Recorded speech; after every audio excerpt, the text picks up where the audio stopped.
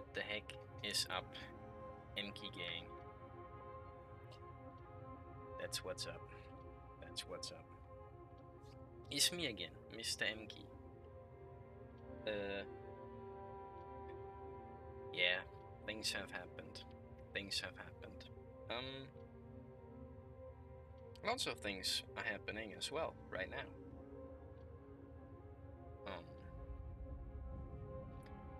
Like a bunch of game shows, you know, that everyone's like watching and talking about. Esport events. Counter-Strike specifically, I guess. And just various other things. I'm still a little sick and stuff. So yeah, I don't know. That's why WoW was kinda, you know, WoW crafting.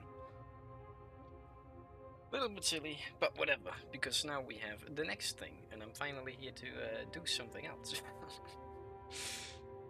The next thing is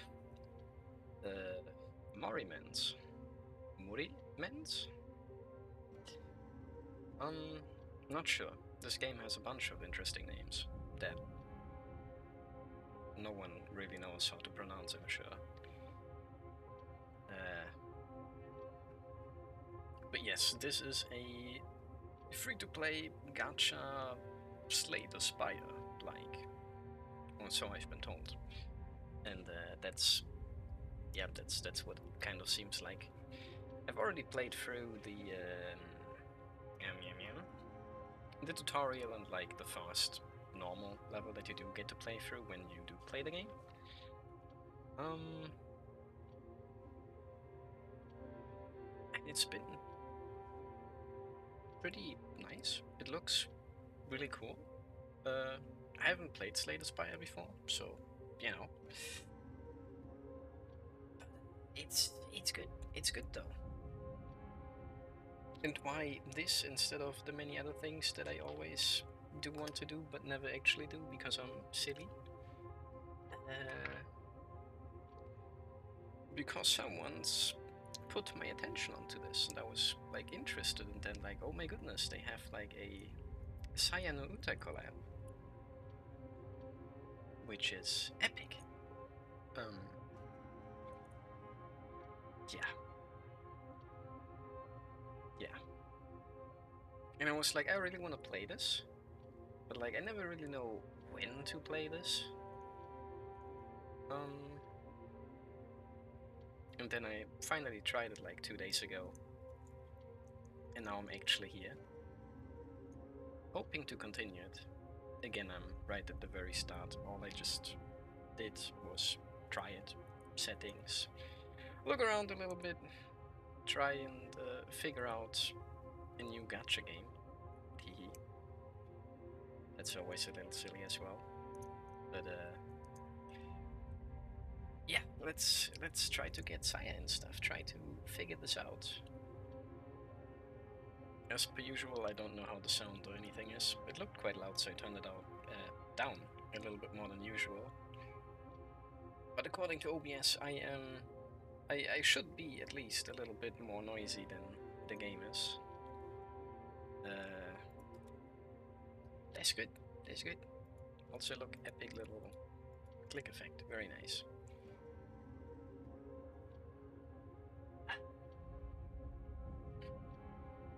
Are we getting in? What's up? Okay, logging in. Oh no. Yippee, Affinity up. Yeah, so this is what it looks like. A little bit crazy, I'm not gonna lie. You have like yourself, your guy, your level, and everything. Then resources so that you can't play forever, because that wouldn't be fun. Various currencies. Play the game button. Awakeners, I think, are the characters that you have to play with in the game, the gacha characters, like this lady. Show this off, why don't we? That makes sense, doesn't it? Yeah. And I guess while I'm here, this lady right here is the first character that I got from the gacha, because as is kind of common, once you finish the tutorial in the game, they give you like your first 5 rolls, and even like a free reroll, I think, if you don't get something that you like or want or whatever. And that's where this lady is from, and that's about that. The other 4 are all just actual story characters that you just have right from the get-go.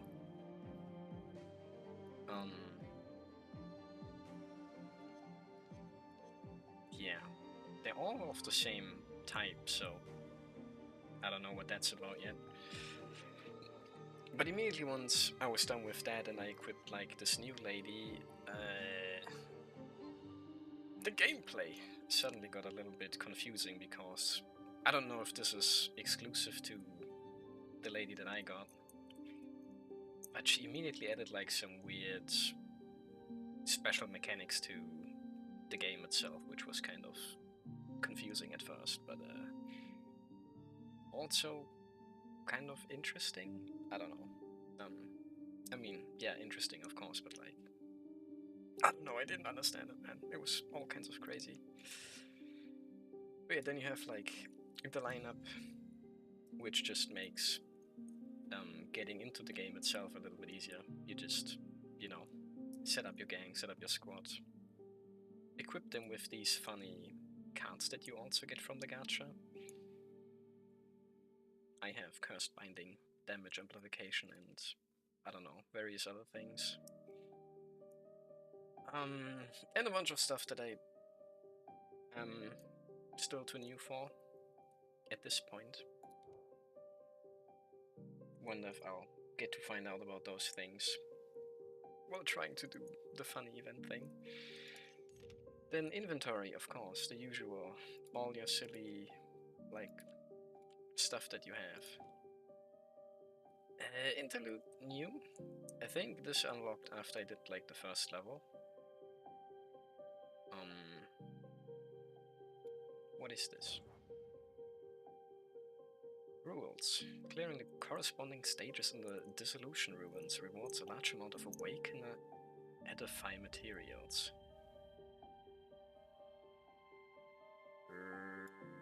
Right. Unlock Reenact after completing stage challenges. Okay, Reenact allows you to instantly receive the task rewards for that stage. Each Reenact consumes an amount of Menofin equivalent to the cost of the investigation.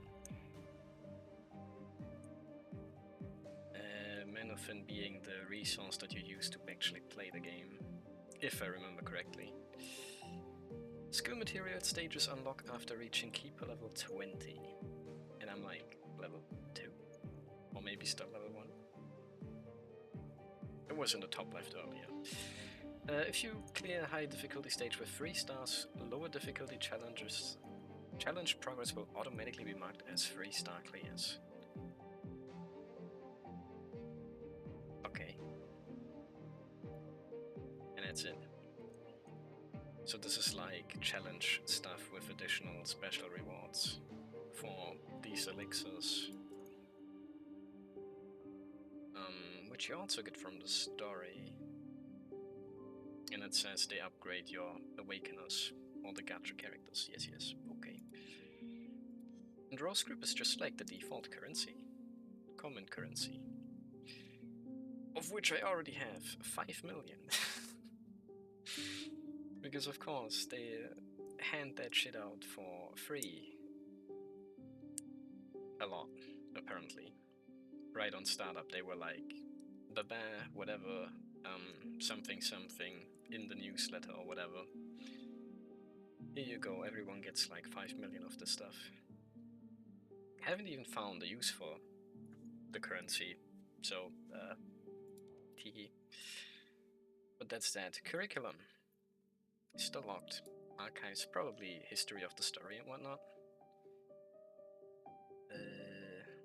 Event description. Big Smoke Archives.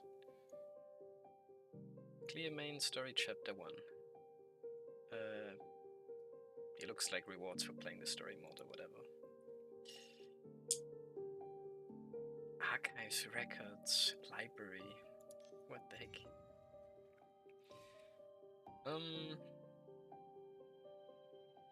What is this? Oh no.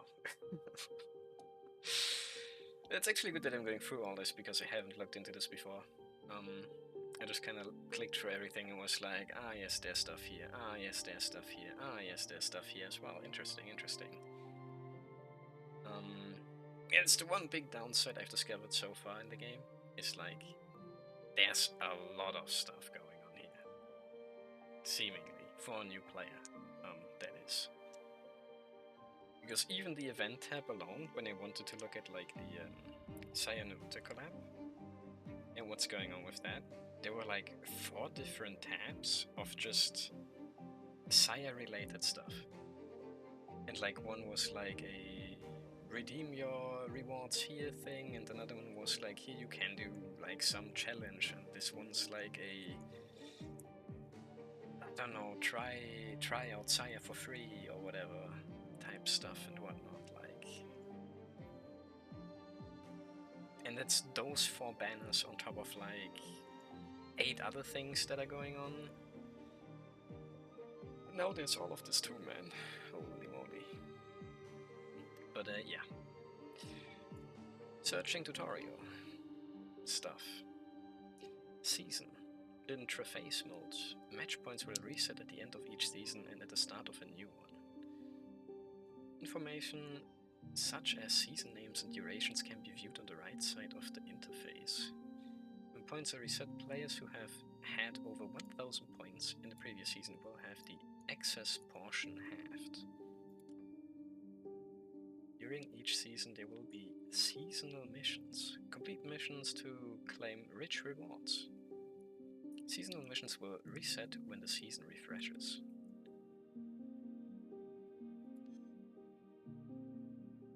Wait, is this just explaining how this stuff works? After completing the first investigation, you can obtain resonance activation materials, which can be used to activate powerful resonance. This resonance will take effect in all stages of this chapter.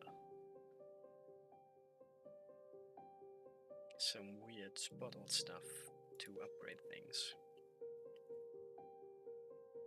Wait, what the heck? And this one just explains a status effect? What? Oh no. Yeah, this is all kinds of over the place. All over the place. I know what the vulnerable is. I've played 2 levels before, I know what that does. Makes you or the opponents take more damage, yes. Targets in a vulnerable state take 50% increased damage. Yeah. Extraction points, junctions, relics. Oh, relics are interesting. Those are like other things that you can get during the game. Oh my goodness. Is this just all the stuff that I've already come across? And they just put that here so that I can review it? Or... okay, this is like all combat related stuff. Not sure what this is. Things that you can find on the map, I guess. And this is explaining statuses and whatnot. Skill upgrades, keeper levels. Okay. So, wait, which one was that? Records? Records has all the tutorials in case I forgot anything. Nice. Library. Library has an overview of just everything, it seems like. Everything that's in the game can be viewed here as well. Like characters. Sorted by faction or type or whatever. Okay. Then 3 other things that I have not unlocked yet. The just like the handbook. And the arcade, which is like another event thing, where you can get additional rewards.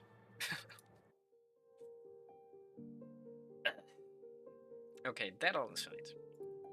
Time to the banners. For the banners. My bad, I'm stupid.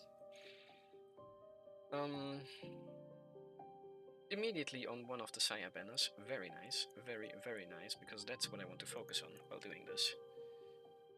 Because the collab is here, and who knows for how long. This one's going to be gone in like 20 days already, so I gotta get a grip, man, and try and do some of this. But yes, this is like one of the Saya things, and this is like the battle pass or whatever. Can be got with premium currency, and then if you do stuff, I guess you get bonus rewards. Then there's two other things. Login and stuff. Dreamy offering for using the gacha thing and awakening whatever 100 times. Another Saya thing for extracting silver. I don't know, collecting something during the event, I guess. Also for additional rewards. And then a bunch of other stuff until we get to the trials. Like, what the hell? But this one's gonna be here for 2.5 months still. And you get a reward for doing this one as well. Yippee. And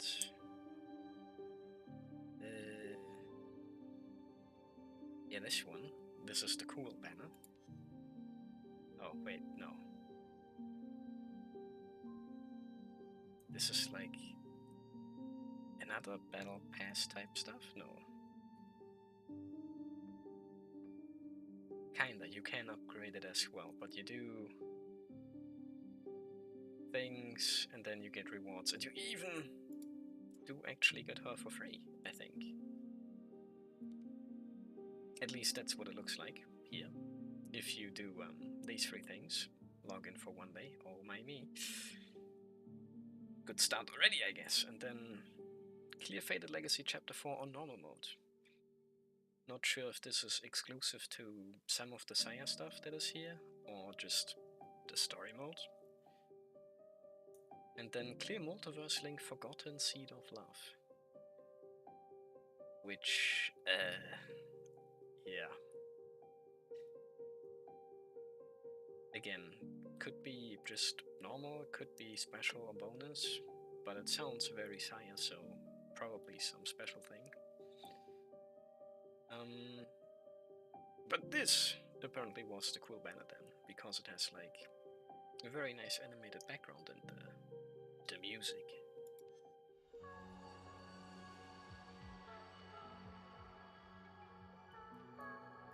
Ooh. Very nice, I like this one a lot. And honestly, I'm kind of surprised they don't use this as like a temporary login screen. But I don't even know when this came out, and like all of that stuff. And there's nothing wrong with like the default login screen, but like, you know, usually when there's events going on, then people put that on there.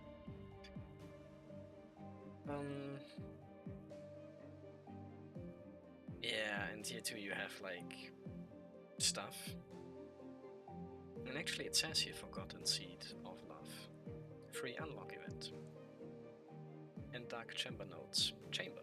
Limited time, and yeah. And then here you can see like these weird dust things.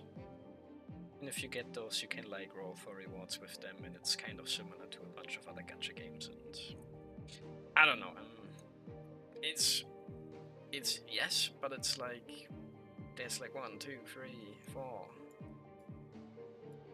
5 even banners with Saya on it, and like, huh? What do I do, man? Help! Nah, it's chill. It's chill, it's chill. That's what I'm trying to figure out here. Could just look it up, you know, and be like, hey, how to speedrun and get Saya and whatnot. But like, nah, that's cringe. Why not try figuring it out yourself? Teehee.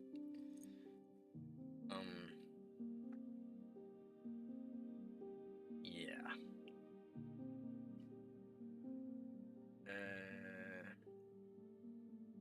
Again. Free special currency type things or resources or whatever. Achievements. Can you click on this? Yes, you can. Clear all the stuff. For more rewards.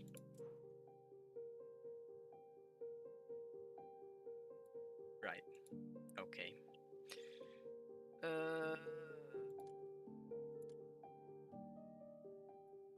Yeah. Stuff and stuff and stuff and more stuff. Oh yeah, right. This is like the redeem thing. If you get funny scale dust, you can disperse it and then get additional rewards here.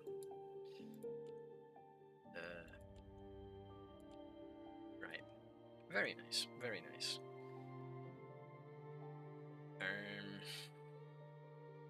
One of these has like some sort of daily stuff.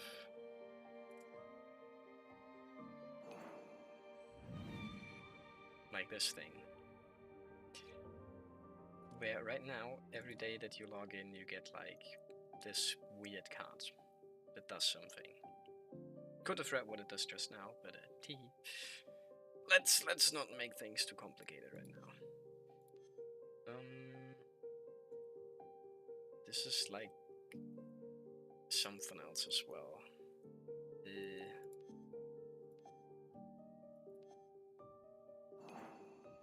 Yay, luminous cores. This is the stuff that I think I figured out I need to get more Saya, maybe. If I'm too inept to get through the game and just get a normally. Then I'm pretty sure you can use these cores specifically to roll for her. But yeah, month is almost kind of over, but it's chill because all the good stuff is right at the start here, which is nice.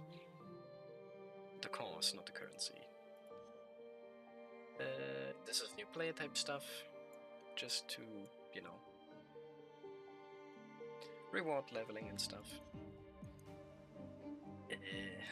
I claim. Awaken 50 times. Have I done that? Apparently so. Wait, no, I haven't. Oops. But I logged in for 3 days. Saya trial. Combat trials. Log in via PC. Yes, please. Thank you.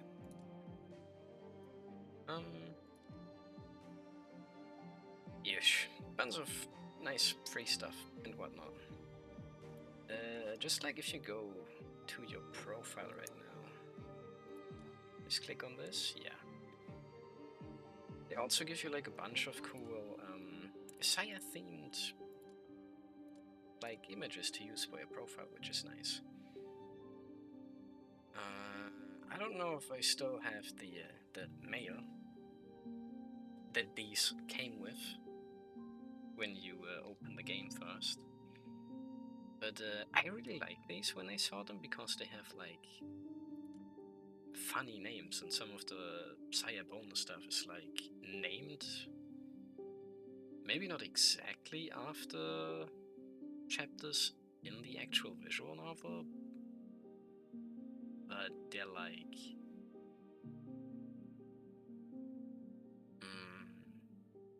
not sure how to say this. They're like retelling the story as a whole in a way, which I thought was like really cool. And yeah, the same is like kind of going on here with the characters and stuff. If you've played the visual novel, then this is of course really cool. Otherwise, it's, I don't know, maybe kind of just a little bit whatever, because you don't know. But if you know, then you know. Uh, but even I don't fully remember everything. But the moon is beautiful. That was a fun one.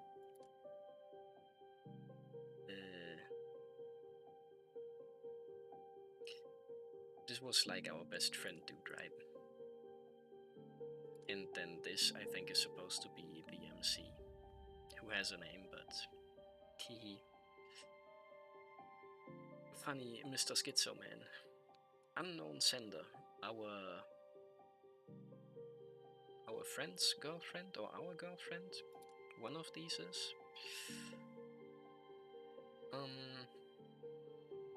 Yeah.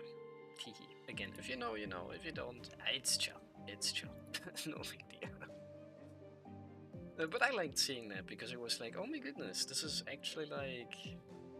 They didn't just put a cute lady into this game, but like they actually thought about this and knew what's up. Pretty cool, pretty cool.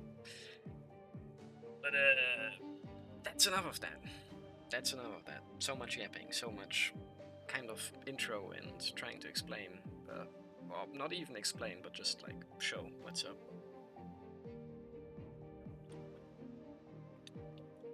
But yeah.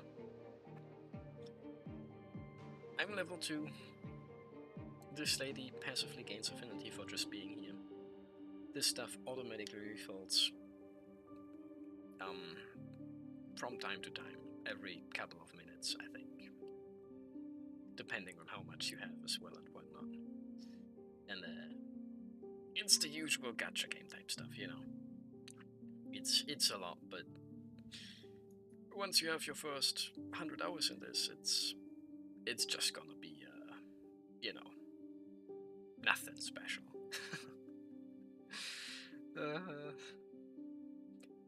Oh yeah, maybe have a look at this as well. All the awaken/summon banners. Awaken. Yes, please. And this is like her special card that you can get as well. As you can see, recommended for her, so. And so on and so forth, and whatever, man, just shut the heck up. Chapter not yet unlocked. I'm still here, 11% progress.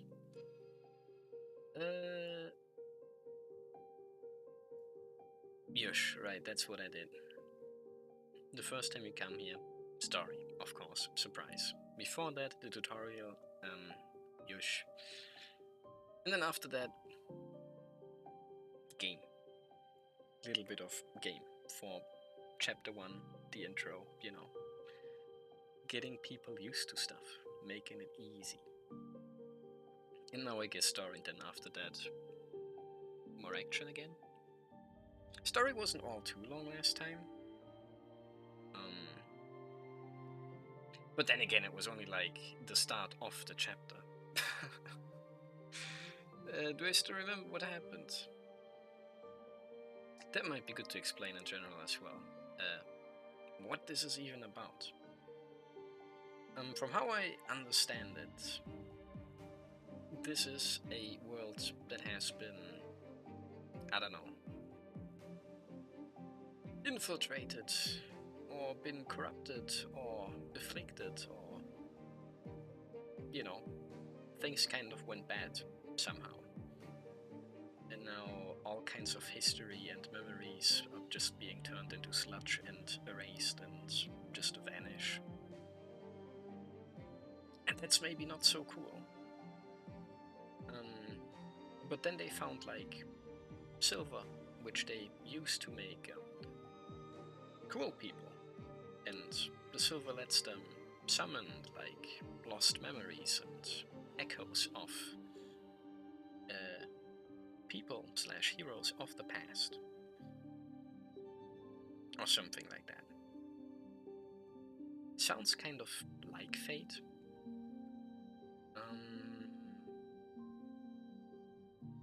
But it's not like mega big history, I think.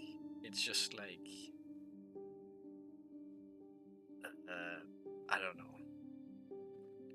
it's a little complicated. They use a bunch of words that are kind of made up, if you know what I mean. But yeah, then at some point you, the player, arrives and you're supposed to get initiated at this university, or, you know, the good guys who are trying to make things right or whatever. And of course, even here things don't go completely as planned, and you have to like fight your first battle. After which this doll lady comes up and she's like, whatever, I'll just give you your special silver summoner key right now, and then we link, and now we can actually like fight for real, and let's just skip the official stuff, whatever.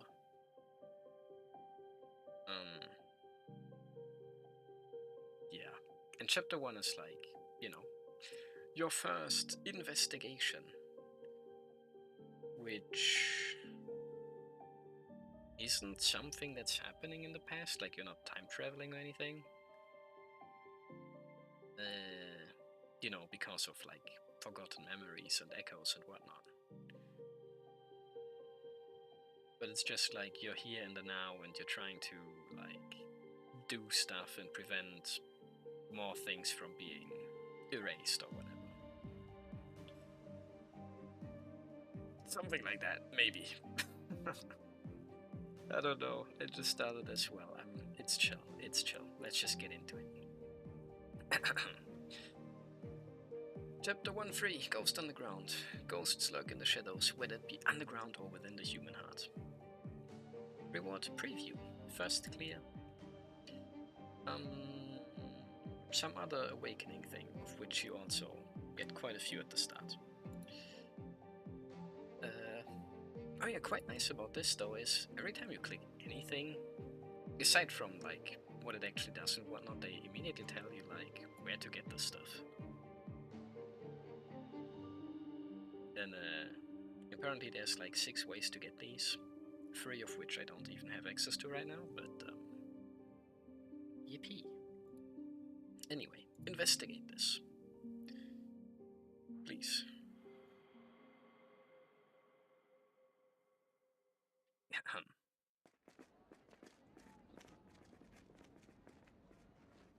Nice, new characters. I think. I don't know.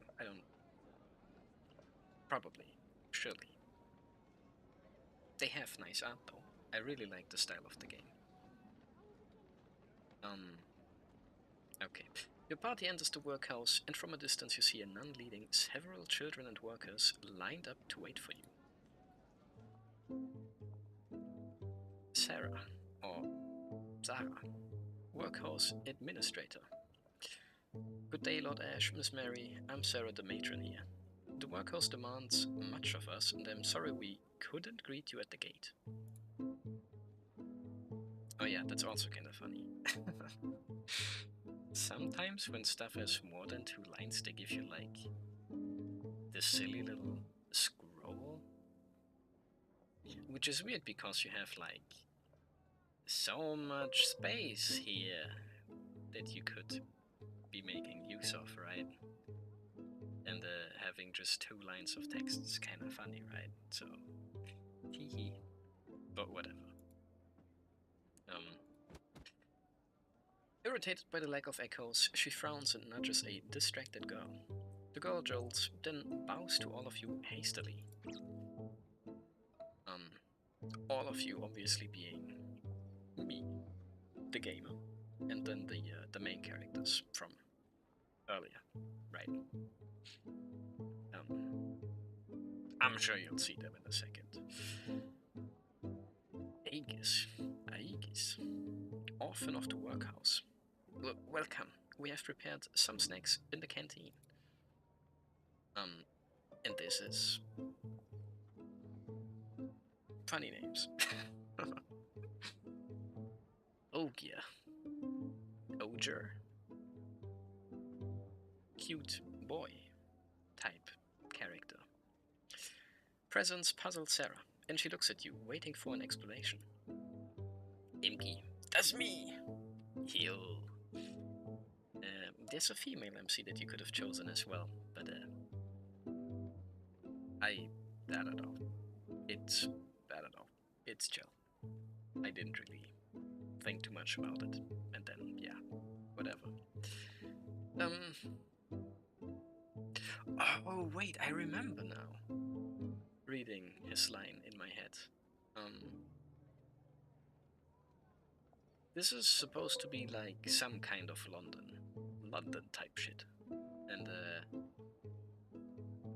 for the investigation, we are like infiltrating this place, kind of, you know, and we have like some made-up stories as for who we are and whatnot, and for some reason we decided that we would be royalty of some sort.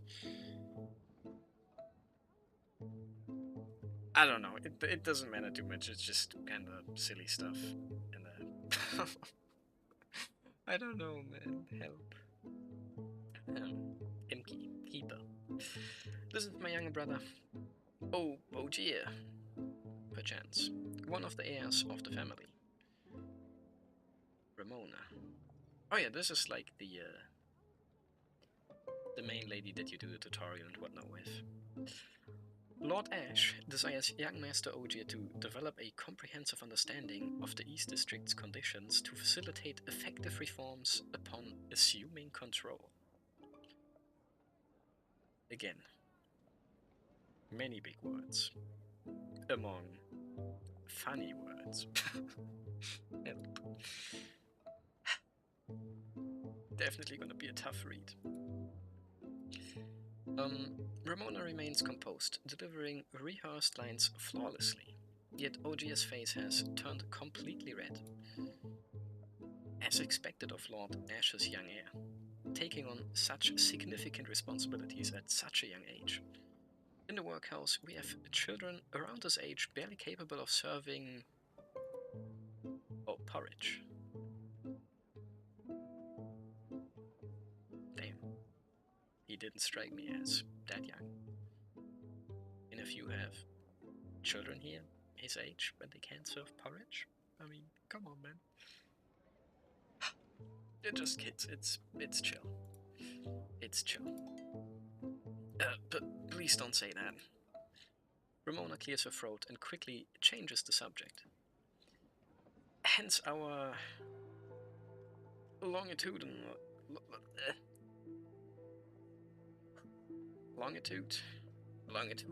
field study in the East District. Lillian Workhouse serves as our initial research site, where we expect full transparency from the matron.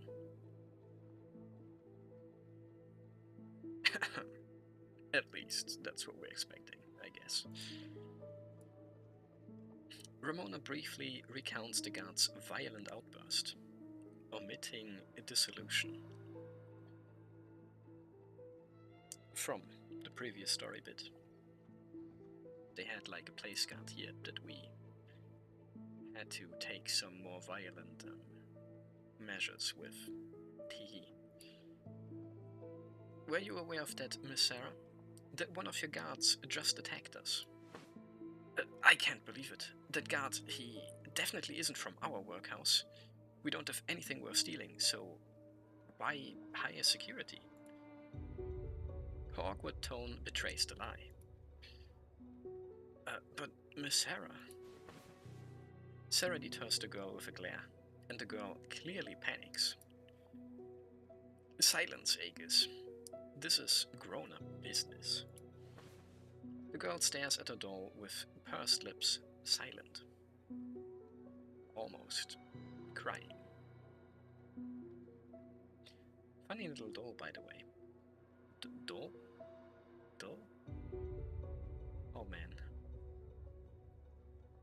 It's not really like a teddy bear, but it kind of has like the ears and the head, but then it's just... But it's nice and colorful. Cute women's. Yippee! Fine. Have someone take care of his body. Cover him with a cloth so the rats don't gnaw on him. Then she turns to you. That's me, I think. Probably. I beg your pardon. When the doctor arrives, I will ask them to assist with the burial. Doctor? Hakase? Sensei? Who knows? Well, you see, we have quite a few children here, and thanks to the generosity of our sponsors, we've been able to hire some doctors for regular examinations. Oh, nothing worth stealing, but quite the amount of coin, huh? To pull stunts like this off, huh? I smell the sassy. It's about time for the next physical checkup. Someone just died. Shouldn't we call the police? Alas, you see, this is the East District. They wouldn't, you know. Even during the disturbing Ripper case, they merely sent someone to collect the bodies with no further action taken. Oh. Referencing, like, Jack the Ripper? In this case, why is this red? For people like us, getting enough food on the plate is all we can hope for. We don't have the luxury to mind much else. Having said that, Sarah leads you into the workhouse. Behind you, the workers quietly form two lines, flanking you like wardens, or jail guards. Or jailbirds, if you know what I'm saying. Oh man. Ramona murmurs. You know, under her breath. Londinium. Effect. Nihongonese is failing me. Unlucky. But number 3. Londinium fact number 3. In the East District, human worth remains unquantifiable, for it doesn't exist. Ooh. In the silent corridor, a door with a metal nameplate slowly opens. The mouse slips through the crack, glances around, and squeaks twice into the shadows. Thanks for the scroll. The mouse even has a name. Mr. Brown. Taps top hat. Or whatever. Squeak. Jenkin. Cute Miss Thief Lady who already stole our wallet before, I think. Jenkin, Londinium's greatest thief. Self-proclaimed, of course. Clear. That's exactly what you said last time. I would have been in real trouble if it hadn't been Aegis. Aegis. Sounds kinda wrong, but that's how it's coming out of my mouth. Jenkin peeks around the corner, confirming the corridor is empty, then slips through the door and closes it behind them. Squeak, squeak, squeak. Whatever you say, whatever you say. Brown's the smartest. Squeak, squeak. Let's see what that witch is hiding. Rings, necklaces. Are these all gold? She wouldn't even buy Aegis candy saying no money, while stacking up all the shiny stuff for herself. Key, perfect. Now we can get in and out of other places easy. We should really thank that sponsor. Now we can investigate this place proper. Really thank that sponsor, huh?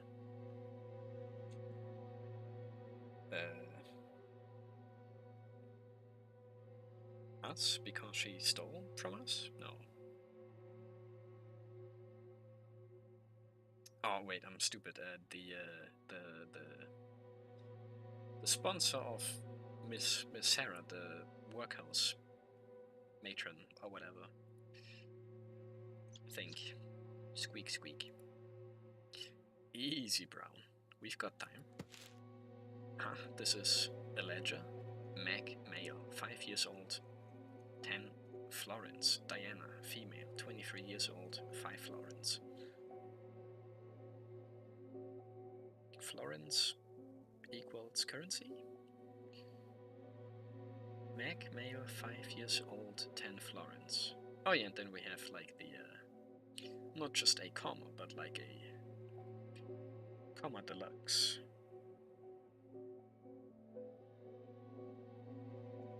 I guess. No way. Are they selling people at this workhouse? Gasp. Oh no. But look how nice even like this just background is. With like the lights and stuff. And everything else being like pretty dark. I like. Uh-oh. Squeak, squeak, squeak. Brown shrieks, a warning, as the wooden door groans. Sarah finds an empty office. She slides a palm-sized slip into the drawer, slams it shut, and hurries away. Squeak, squeak. When she's gone, Brown darts from the potted plant's shadow. Jenkins creeps forward and pries the drawer open. Student ID. Sean Anderson. Aren't these the same marks on the dandy boy's fancy wallet? Our wallet? For real this time? But we don't have Sean Anderson. Squeak, squeak, squeak. Shh, come on, stay cool, yo. Gotta keep my head straight. I've checked it all. My sister's name is not in that ledger.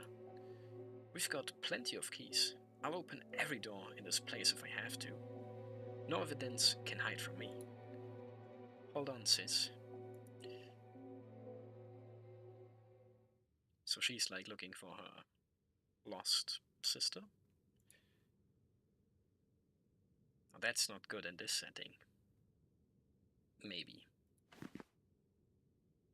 Darn, this is the last room. Pitch black and empty as a politician's promise. I know that's right.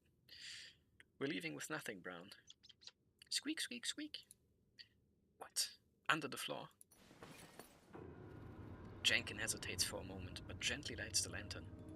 She turns the flame down and leans closer to the ground. That's ants! A line of ants marches in an orderly formation into the wooden crack. Now that's not good. Ants are evil, man. Jenkins pries off a few nails and lifts the plank. Underneath lies a 25-inch square iron cover. Jenkins tries all the keys. None of these work. Did she hide another key somewhere? She presses her ear against the iron plate, listening for sounds from the basement. Uh-oh. Is this the ghost of the workhouse Aegis told us about? Squeak, squeak, squeak. Faint footsteps echo outside the door. That's it, Brown. We can't handle her alone if she got a ghost in her pocket. We need someone who scares her. Jenkins hides in the shadows, peeking out from behind the potted plant. In the hallway, Sarah... What? In the hallway, Sarah is obsequiously...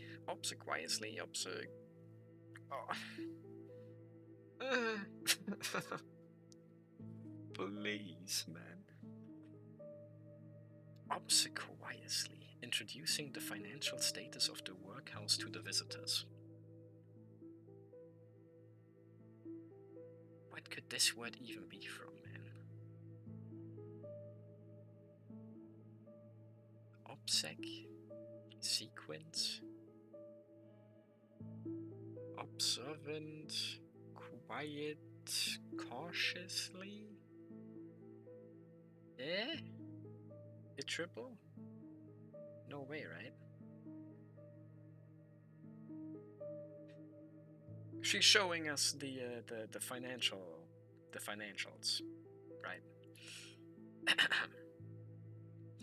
Are those the sponsors Aegis mentioned? Jenkin nods thoughtfully, then slips away from the dark storage room while no one is looking. Behind her, the partially unfastened floorboards reveal a dark fissure, silently awaiting the visitors.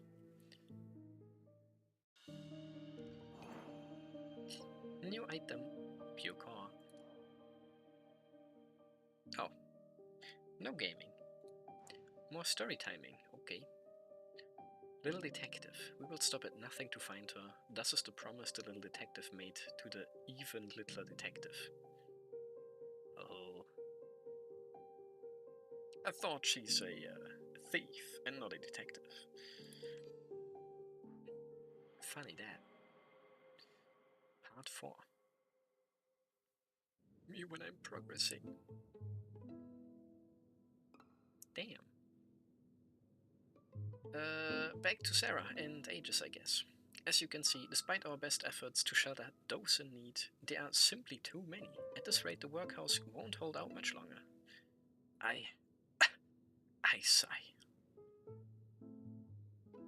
It's quite funny if that's like, if you say it like that.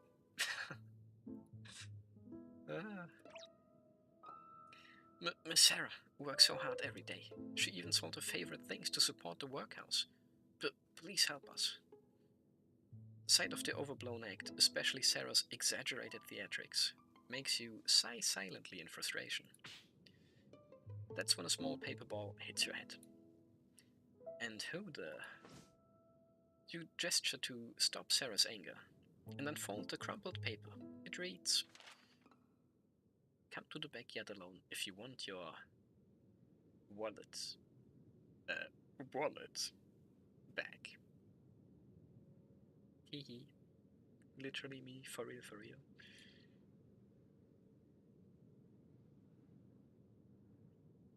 So, Jenkins, right, is thinking that we are the bad guys. Oh no. Following the location and note, you arrive at the backyard. Crazy location, hard to find. Before getting close, you hear a childish voice murmuring near the base of the wall. Remember, if the sponsor's no good, you run and bring Aegis. She's definitely sent to the sick madman by that wench. Uh-oh. What madman? Whoa. Why are you here so soon? And I told you to come alone, man. Heck. The mouse scurries onto the shoulder of the hooded kid, nervously twitching its whiskers at you. That's not my wallet. I can't do this alone. Stop acting. I see everything.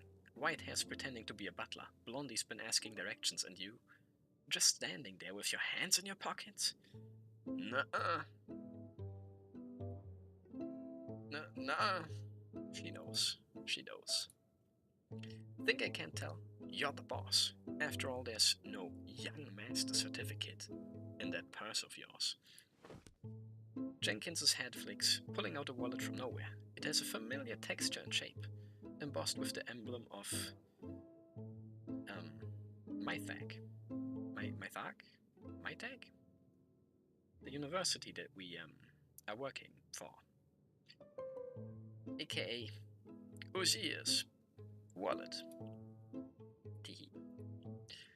Right, Mr. Brown. Squeak, squeak. Tell him, Jenkins. Get these guys. Oi, my wallet. Ogier hastily reaches for it, but Jenkin sidesteps, and the wallet vanishes like magic once again. That's rude, Blondie. Is this how Mythag's boys... Mythag boys? Oh, come on, man. Is this how boys treat girls from the streets? Damn, brother. Girl, you. Eh? Are you blind? Of course I'm a girl. A void. Tee. Anyway, enough talk. You'd better listen and... very well. We agree to your terms, but in exchange, you will take us to see those sick madmen you mentioned. Huh? Aren't you asking us to find someone in the workhouse for you? Now, who would that be? I haven't said anything. But you are going to, so I suggest we be honest and skip the pretense. You are investigating the workhouse disappearances, yes? Our objectives align. Mutual cooperation would prove beneficial. Or so Ramona foolishly assumed. Little did she know that, I don't know. How did you know? Simple. You have nimble hands and loyal companions. Glances over at Mr. Brown, which allows for a stable but illegal income. Ramona speaks while pacing habitually in the yard. Standard operational procedure. You execute primary actions while associates provide diversion and extraction. Profit sharing sustains the arrangement. Independent street life offers superior autonomy over institutional dependence. Unauthorized workhouse entry carries severe penalties. But why? What drives you to stay in the workhouse, even at the risk of fines or imprisonment? This pattern, combined with recent disappearances, suggests one conclusion. Someone you care about has vanished, and you suspect workhouse involvement. This Ramona lady is quite sharp, I think. Maybe. The girl stares blankly at Ramona for a long moment before reacting. We've barely talked, and you're following me like we're old friends. Including the wallet incident, we've documented 16 interactions. Combined with field observations, this provides sufficient data for comprehensive profiling. Right. Sure, fine. You're really something. Alright, Mr. Brown. Squeak! The mouse she named Brown squeaks and leaps from the tree, tossing the wallet into Ogier's arms. I'll show you the sick madman and tell you what I know. But you will help me take down that ghost of the workhouse and save my sister, Mason. You follow Jenkins through the workhouse corridors. Sis came every Thursday to pick up laundry from this place. Probably caught that hysteria disease from their dirty clothes. Some charity doctor came by. Next thing I knew, she said she's getting treatment and then disappeared. Jenkins looks anxious. I don't get it, but lately her face began to blur in my head. Sometimes her things help me remember, but it fades fast. Ramona suddenly stops and nods at you. Why did you stop? Weren't you gonna see those sick madmen? Regarding your sister's illness, we might have some leads. Finishing memories, huh? That's not good.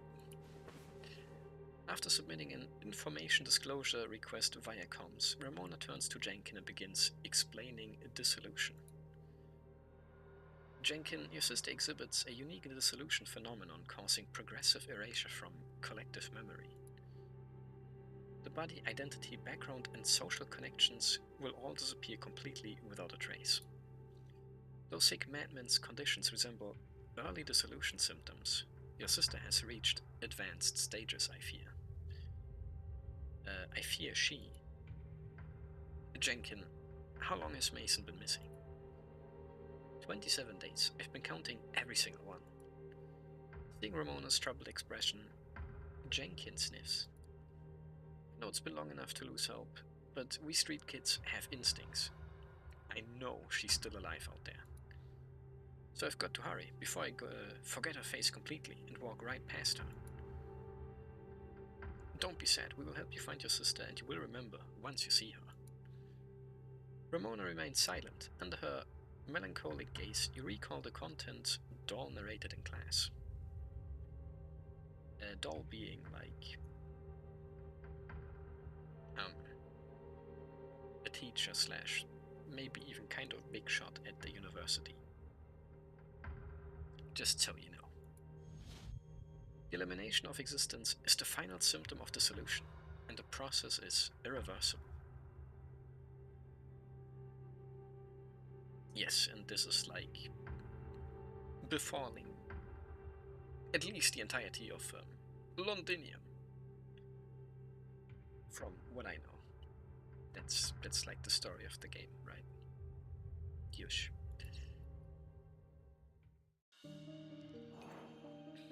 Yippee!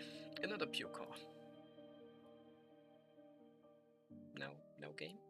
Please game? Nothing's happening. Help? There we go. 1-5. Melody.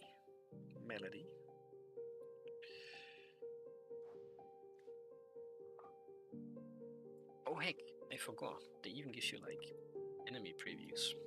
Not that any of this does anything for me right now.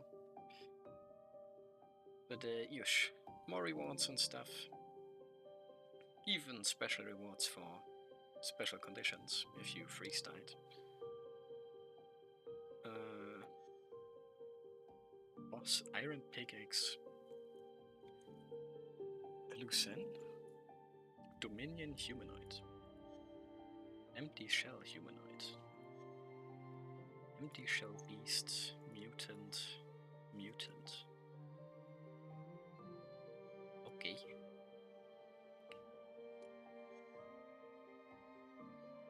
He once had a family, now only madness remains. He is capable of heavy blow, and attacks can make him flinch. Alright. Well, let's get to it. Oh yeah, this is then like the quick preset lineup that I have already prepared. You know, using what I have. I could swap out one of them for Doll.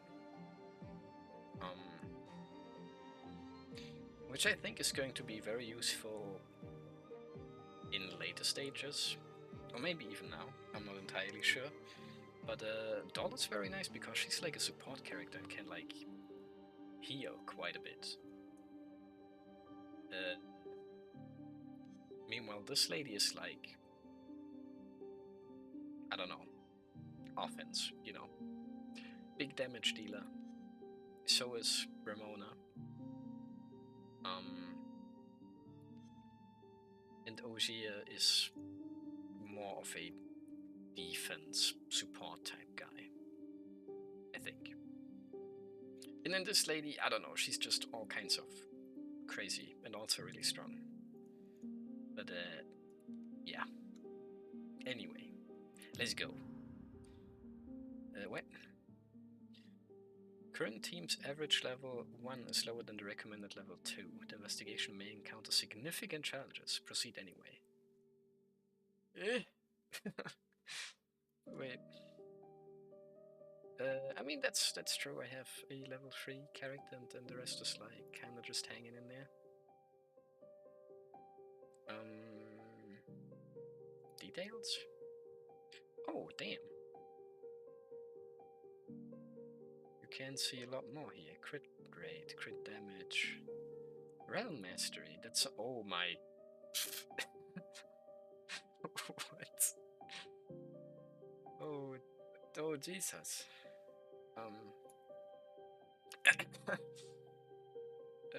That's like a stat that she got or gets from her own abilities or something that I saw before, where I was like, hey, what is Realm Mastery?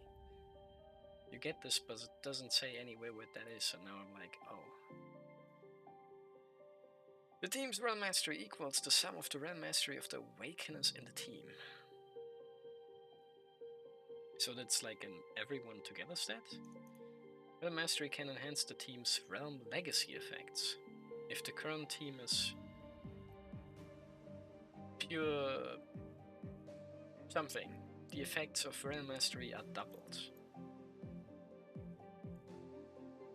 Right. For team in the Chaos Realm, for every 1 point of Realm Mastery when releasing a posse. A pos, or I don't know. That's like the main character's ability, I think.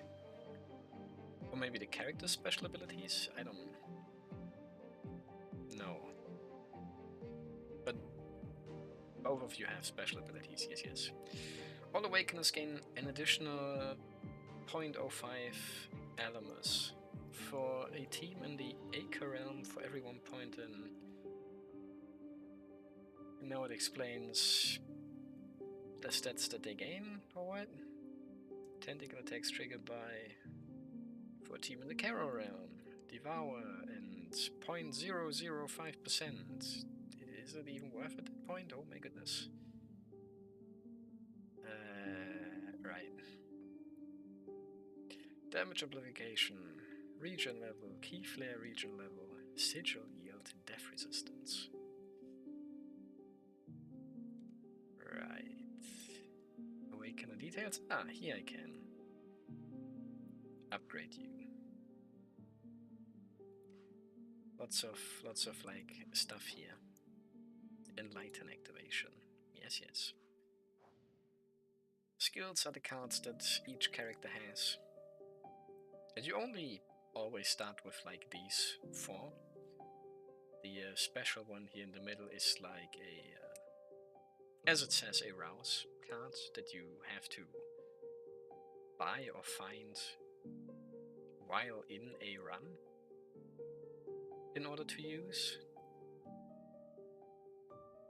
And from what I've seen so far, I don't think these are all too crazy for what they cost, but we'll see about that later on. Upgrade. You are too low, they say.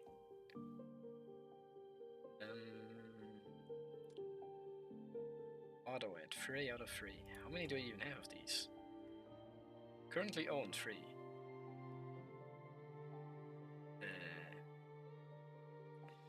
Provides 500 experience to an Awakener. Wait, this would instantly put her to level 10. What the crikey? This is 2000 XP. Currently own 3. I would be using all that I have for her.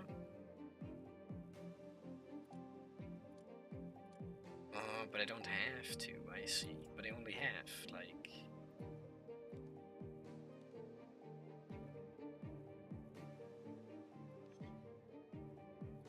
You are already level 3. Okay, but I still... I see. There's something going on here, right. So who do I level then? I guess I'll just level her because she's like the main lady and she does damage. That's nice.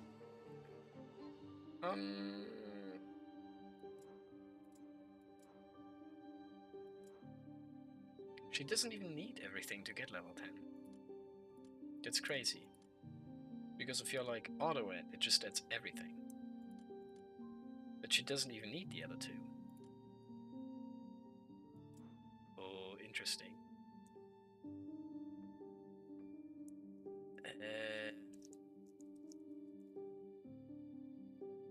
I don't know, let's just do that then. Let's get her to level 10.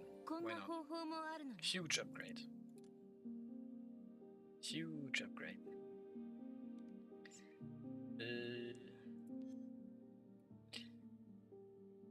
Guess I can just give the other 2 to OG, so he's level 5.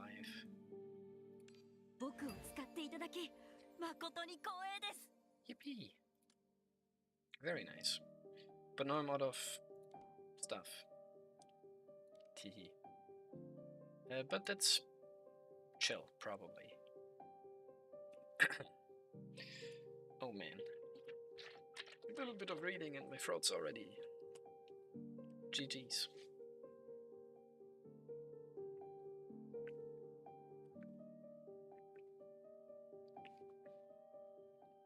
Man, but we are getting closer and closer to Pseudo Nagasu. Not Island Part 2. Rewind. Or whatever. Wait, unironically rewind. Oh. What was it again? Re-Zero. Or something. Anyway. Who cares about that? Not important, but very much looking forward, and Mr. Maker of that is getting closer and closer to getting it done. Jenkins leads you through the backyard, pointing to a small, shabby hut in the corner. Through the window, you see Aegis bustling about. She carries a metal basin, hurriedly moving soiled bandages from the bedside to a pile of dirty laundry. Need anything? She seems to hear someone's call. She puts down the basin, bends over, and leans by the bedside. From your angle, only a soft voice remains audible. Grandpa Robert, please stay down. I'll bring you the water.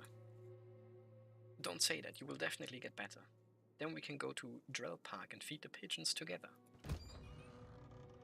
Bang! Jenkins pushes open the cabin door. Aegis startles, almost spilling water on the patient in a panic. Look, the sick madman. Jenkins, how could you? We can't bring sponsors to the ward, remember? If they see it, then. You wink at Ramona, and she walks over to Aegis, gently inquiring. Aegis, could you tell us why you can't allow sponsors into the ward? I mean, they are very weak, so... Aegis hesitates, glancing at the patients behind her and your well-dressed entourage, unsure how to respond. Seizing the moment, you and Ogier approach the elderly man on the bed. The old man is bound hand and foot with coarse claw strips, secured to the bed. His body bears strange wounds like twisted stitches, unhealed flesh oozing dark, viscous fluid. Viscous, right? Not vicious. Viscous. Aegis, this inspection will determine whether we will provide financial support.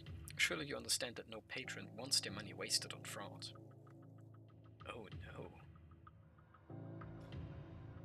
Surely you understand.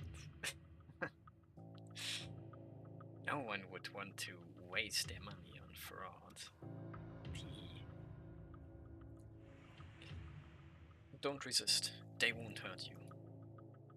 Aegis calmed after a brief pause. She takes a deep breath and replies in a voice as faint as a mosquito's buzz.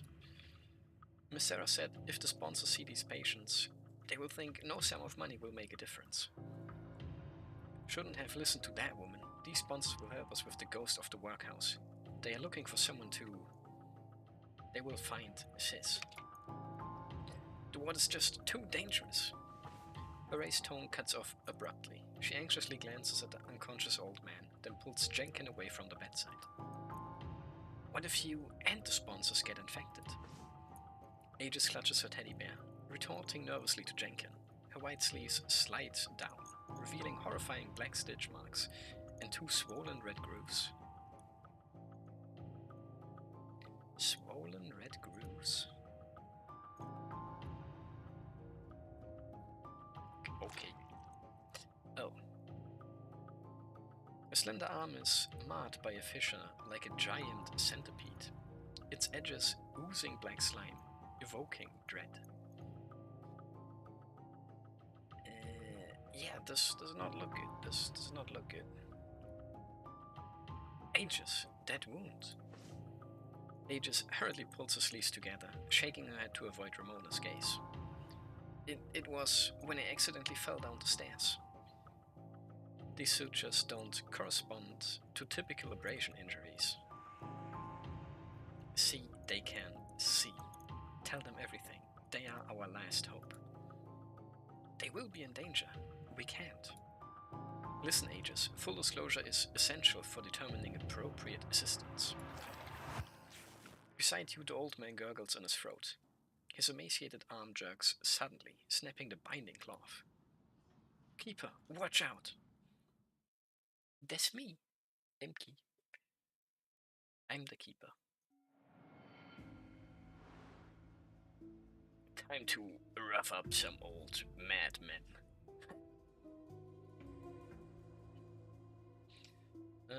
Right. And this is like the map. Don't really see much, but you know. Gift of kindness. This is like a special thing that you can select or change for every run that you do. It's like a playable card in the game, once per per run. Yippee. Nice, we get that and then we immediately get more plot. That's... yeah. Be careful, he's lost his mind. He's lost his mind. Wait, is that all? That was not a lot of plot. Battle and Black Sigil.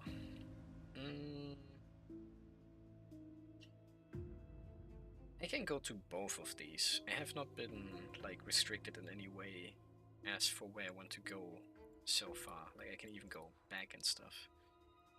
But I think Black Sigil was like a shop and I don't have any money right now, so why go there? Give me a battle. After over an hour, it's time. And yeah, this is, at least from what I've seen, kind of looks like, you know, funny game, funny game.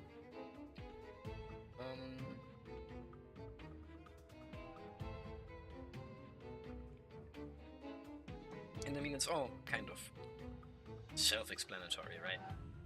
You have your hand, 5 out of 10 cards. Then 12 cards left in the deck.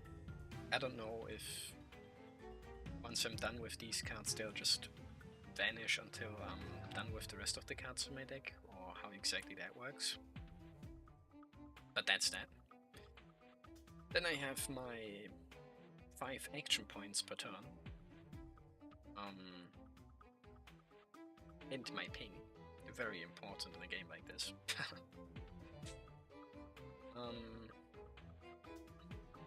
Yeah, and every card obviously has like some sort of cost to play. Then my own meter for my own special like ability.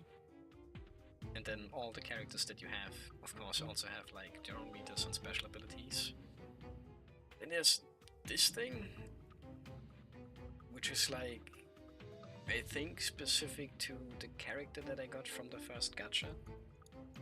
Again, not sure about that, but that wasn't in the tutorial.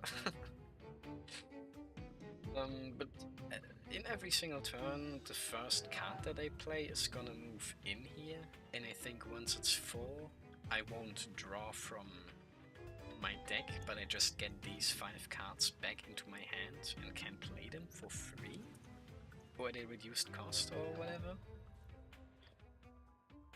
And Miss Gacha Lady also like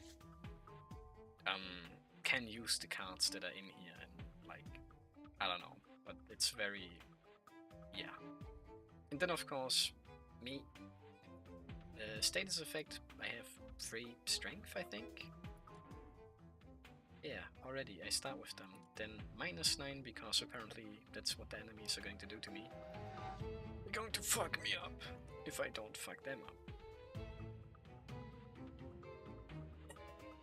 Options, turn counter,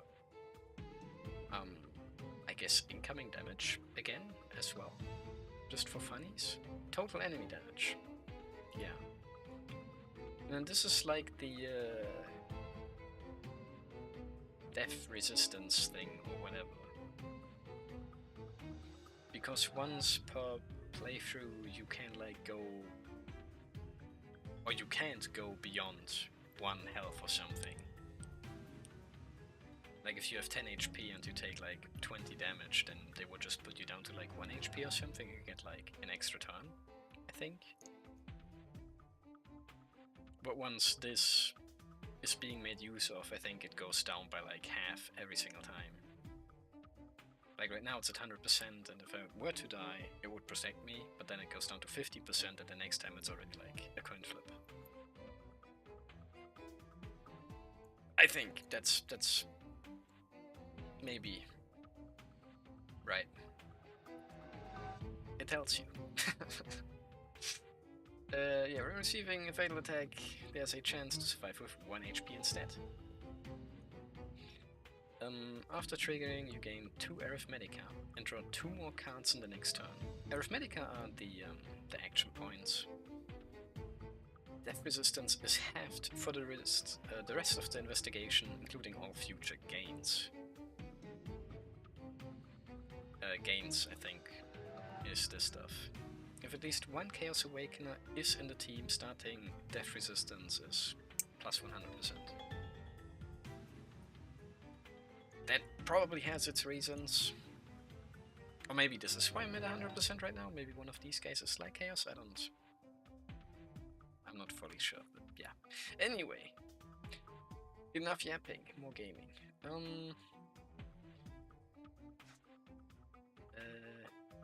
don't even know what my guys can do. But I know my guys are strong because I have like strength.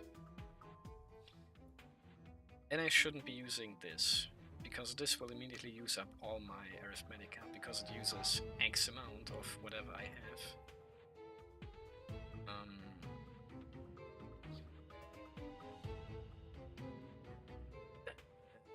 This one's really cool because it gets stronger the more you use it, but I don't know, I think I'll just go with normal damage.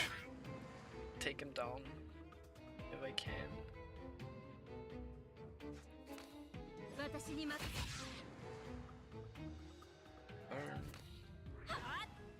And get shields. Turn end. Huge. Wait. Why did his cards? Oh, he had a strike as well. This thing is still kind of confusing. But it's the first card that I played that got there, right? Reduce all enemy strength. Oh, this is just gonna kill, right? Right, I play it first card and then it goes up there. Okay. Also didn't kill, unlucky. I thought maybe it would. Yippee! Oh yeah, and per move and however you use them and stuff. You fill their meters and later on use abilities and stuff. Now we get to use special effects for our cards. Berserk. When played, increase its awakeners the meter by 10. I don't know how much 10 is yet. I'm sure it's like at least like one of these bars, maybe. I don't know how full they can be. But that's positive, that's nice. Gain shield, gain lots of meter. Bastion, when played, gain 4 additional shields. Okay. Spike, when played, gain 4 counter.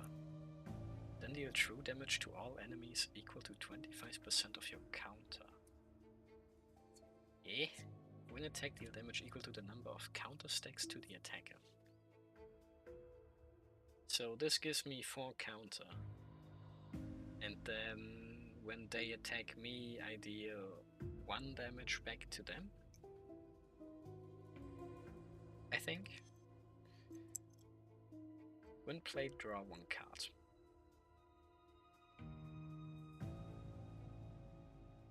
That's alright. I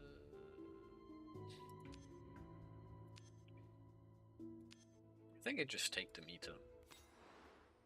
Drawing cards is nice, but I only have like so many cards and so many points to use cards anyway, I think. The meter is strong. From the 1 level that I played, I think. Using abilities is huge because they can be like...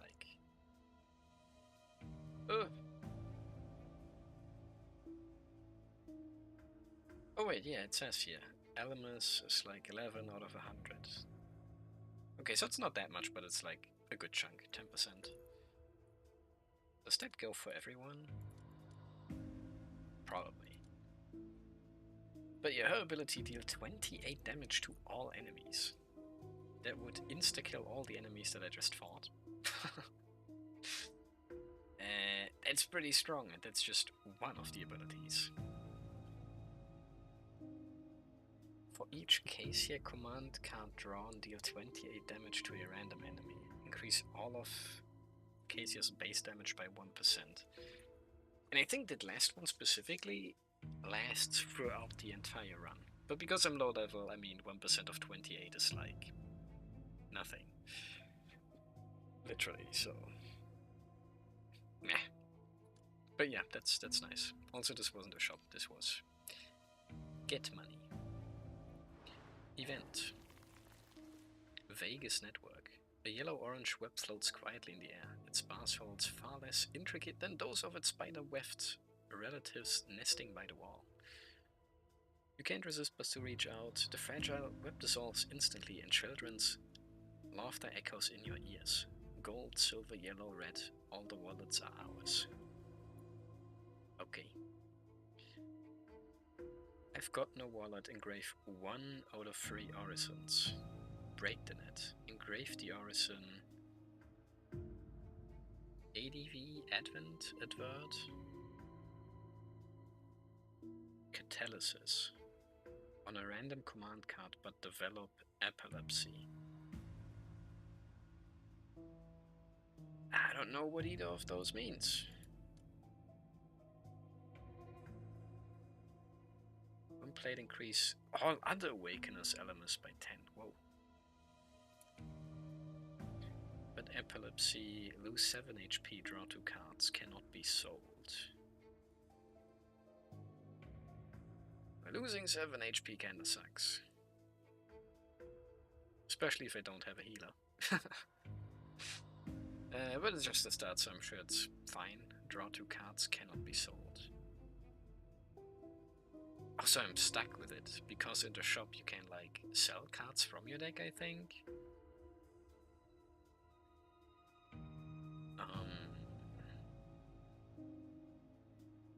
Kind of like a Warlock type deal.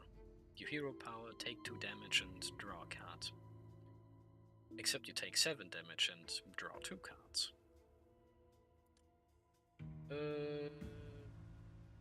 I don't know. Give me this. This gives me just one of these again, okay. When played, inflict 1 turn of weakness on all enemies.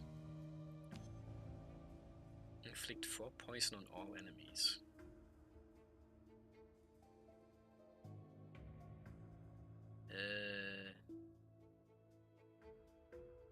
Oh yeah, this card, by the way, is crazy. I don't know, maybe I really lucked out with the one gacha lady that I got, but like, as you can see, this doesn't cost anything. And you get like a card from like the Ultra Space, the thing under the meters in a battle.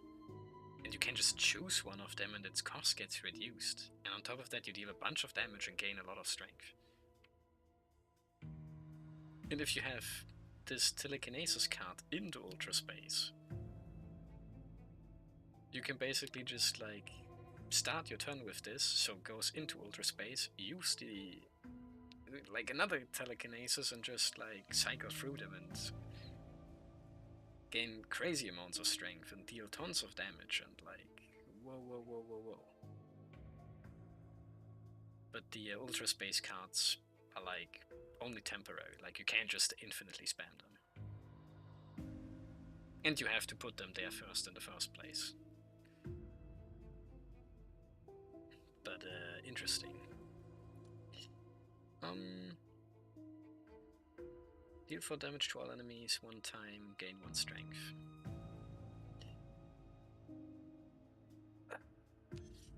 Yeah, sure, just give me more of this. I don't think poison is that good for me right now.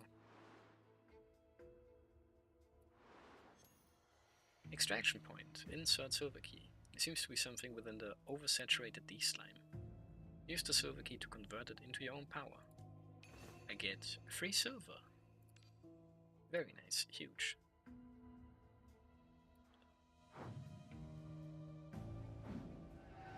I think silver can be used to buy those rolls in the shop. Oh damn, here's the thing that you can choose. Awakener with the lowest Elemis gain 30 Elemis. And after that the thing just disappears.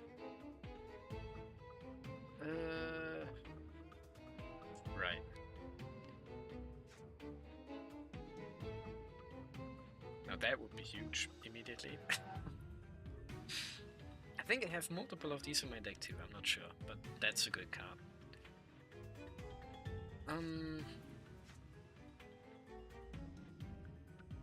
Wait, what are these guys even doing? Like 1 damage?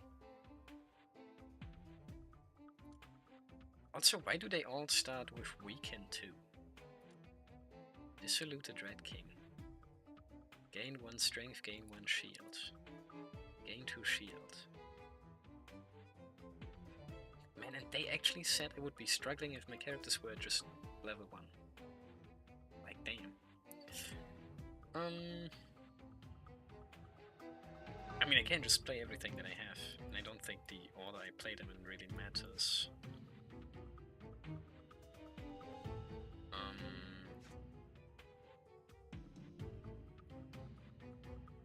I mean, yeah, just first player.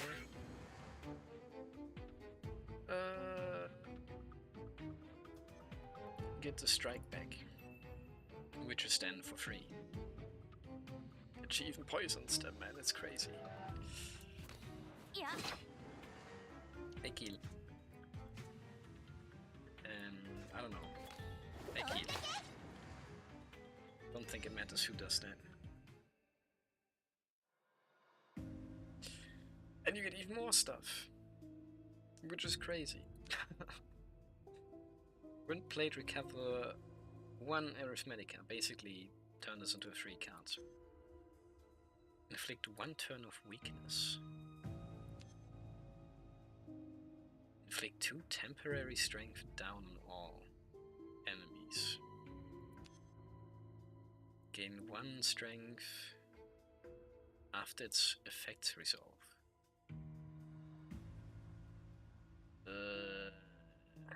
Poof. Poof I don't understand yet, because you discard like certain cards, but I don't know which cards are what and like what not. Weakness sounds good though. Less damage is huge. And we're already to final battle? These first ones are huge, man. Rouse and Awakener. Oh yeah, this is where you can get one of these like special cards.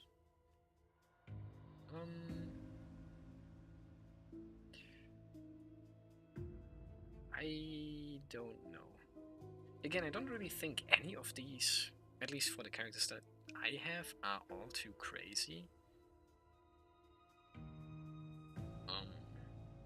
Like this one kinda just gives you like strength if you play his cards,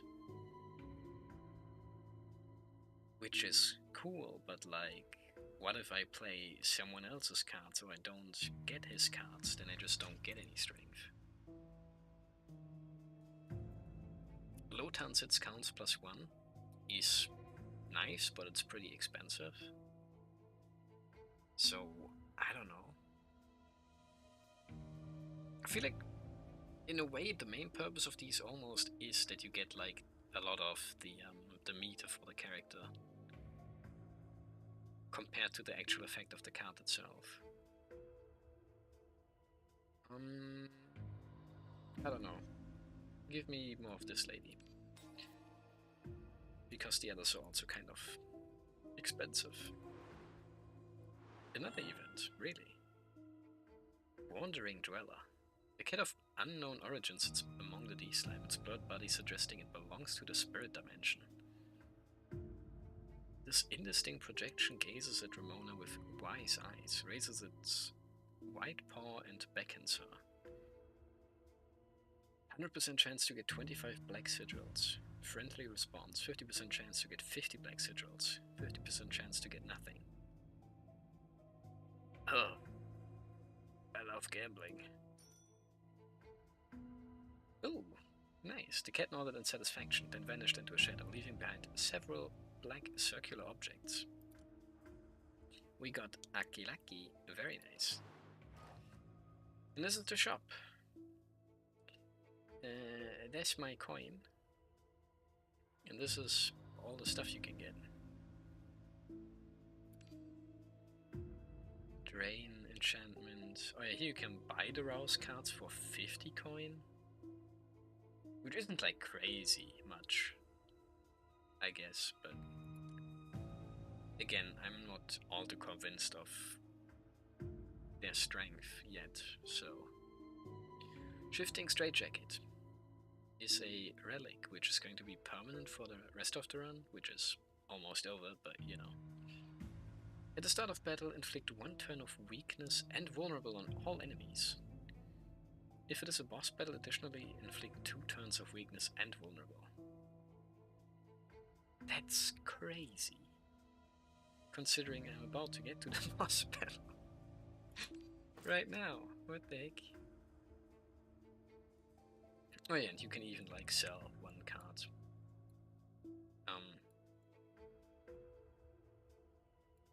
Which can be nice. Gives you some coin and then you can like refresh and stuff.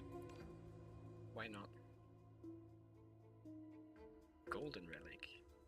Wait, I didn't even look at the other relic that was there. Oops. Ah, whatever. Gain 1 shield when dealing active damage. Gain 2 temporary strength when restoring HP. That's pretty good, yeah. After releasing Exalt. What is that? Gain temporary strength. Free temporary strength. I don't know, it's chill. Just do the final battle. It's not gonna be too tough. I hope, I don't think. A black shadow darts from the corner, brushing past Aegis and crashing into the left wall. You focus on him. A disheveled man, barefoot in charity clothes, his wrists and ankles marked by bindings. Okay. Ouch. What the fuck? What are they doing to him? Few attendants chase after him, trying to pull him away. The man remains unfazed. He leans back and slams his head into the cold, hard wall. He's doing things to himself. Oh no. Behind you, Aegis gasps. Yeah. The muffled sound of bone hitting brick increases in frequency as the man continues ramming without showing pain. Blood splatters, leaving dark spots on the walls and floor. You step forward to help, but the man suddenly stops moving. He takes a deep sniff like a dog, then slowly and stiffly turns toward you. Blood trickles down his forehead. The swollen wound has split the skin, revealing a glimpse of white bone. He suddenly breaks free and lunges at you. Oi oi.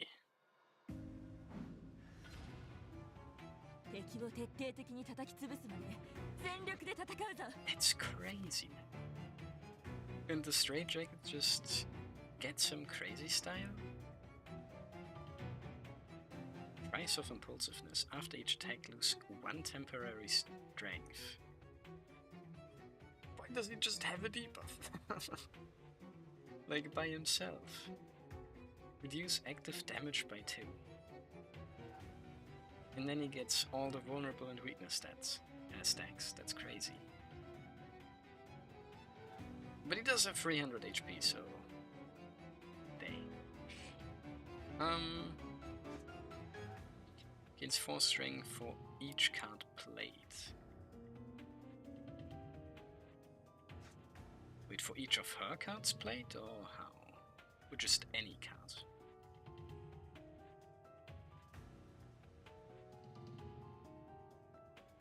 Not sure. Let's start with this. Let's see what happens. Oh. I think I should have first played cards and then used it, I think.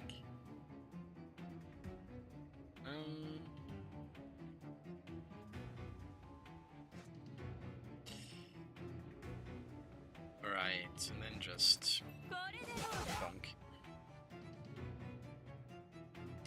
Turn into this. Enemy has gone mad. Attack them to reduce the threat. Right, will do. Wait, what is this? Insight. Obtain 1 arithmetic and draw 1 card. Buff. What? Where's the this coming from? Okay, but it's free, and it gives me another point. And the cards. Huge. I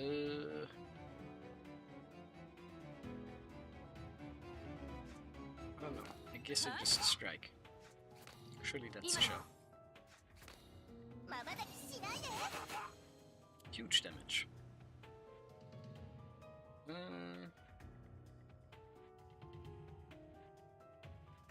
This also gives him vulnerable. Oh no. I'll take that though. I'll take that though.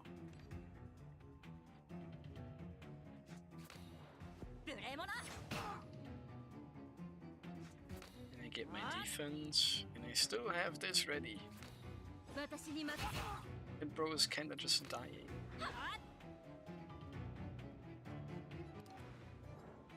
I don't even get my abilities ready this time. Last time I was kinda spamming them. Preparing a heavy blow. Gain 10, discard those cards, shuffle other cards in your hand into the draw pile, and draw the same number of cards.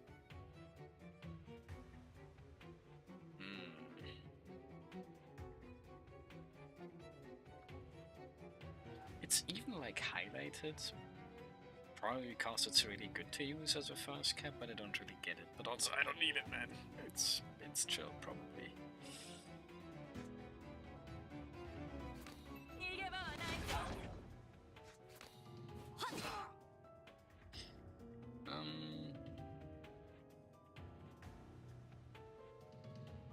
So I guess I will be taking damage though. Not that it really matters, but you know. 13 poison stakes as well. Ouch. My turn. Just get this guy. Did. Ramona swiftly moves behind him, gripping his wrist with one hand and pressing his shoulder with the other. She twists his arm behind his back, restraining him firmly.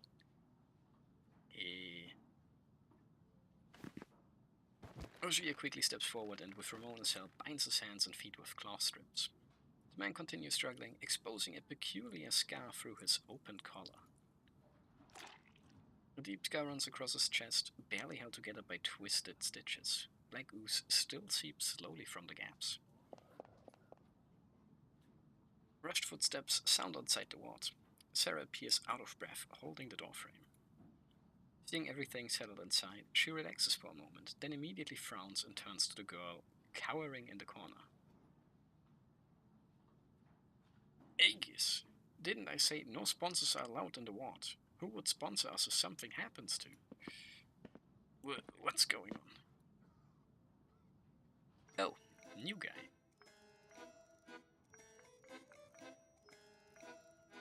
New guy with freaky theme song.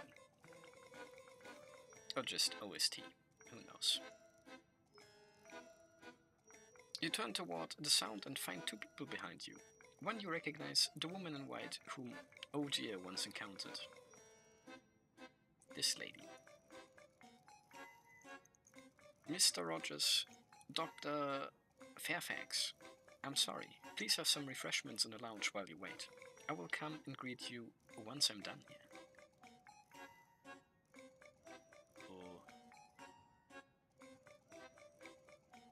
Bro's hands look kinda messed up. Not good. I'm not a stranger to this place, Miss Sarah. You don't have to. By the way, why is little Aegis crying so sadly? Did someone bully her? Wait, Roger's wax sculptor. I thought this was a doll. I guess it is, but it's like a wax doll. I'm fine, Mr. Rogers. The pressure of the matron's gaze makes Aegis swallow her words. She bows to everyone, looks at you, then disappears behind the door. I'm sorry for hiding the ward from you. I just can't risk any possible infection. Alas, let's not dwell on that. Allow me to introduce our long-term patron, the renowned wax sculptor, Mr. Rogers. This ward and the treatment of patients were all made possible thanks to him. George Rogers, nice to meet you all. Oh. He frees one hand to gently shake yours. The instant your palms touch, intense dizziness washes over you. Everything around you seems to dissolve like melting wax. Even the person in front of you twists and deforms. Beneath the face, pale skeletons intertwine like vines. Freak yeah, guy. The eerie illusion vanishes in a few blinks, leaving only sharp buzzing in your ears. Was it fatigue-induced? You don't know. You only know this resembles what you experienced in the graveyard the other day. Every month he personally comes to check on the patients. He is truly a great benefactor and a major supporter of our workhouse. Sarah, you overpraise me. I'm just an ordinary person trying to do something for the world. And I kill people as a hobby. Maybe.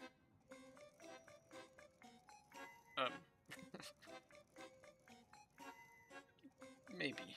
Who knows? Maybe he's not the bad guy. Speaking of which, you mentioned that you would visit with a friend. That sculptor has found inspiration and returned to the studio. And these young ladies and gentlemen, Mr. Ash? Beg your pardon, I was distracted. Nice to meet you, Mr. Rogers. I am Ash. This is my younger brother Osier and our housekeeper Mary. This is Jenkins. Yeah, the thief lady, right? Huh? Where's Jenkins? Oh no. Yippee! I completely crushed it. Who could have thought?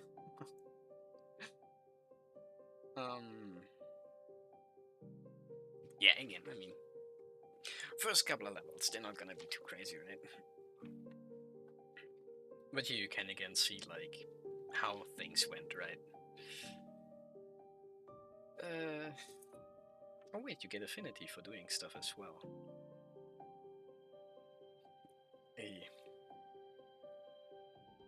A good amount, I guess. Win the final battle within 12 turns to get 3 stars. And then you get this stuff.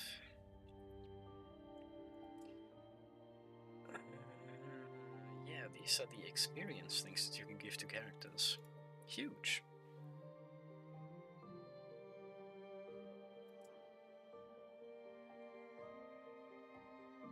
I see, I see. And then there's a nice overview as well. Yippee.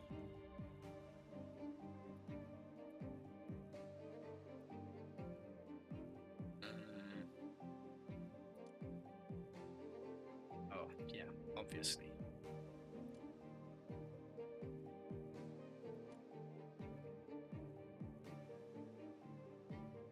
I mean, you know.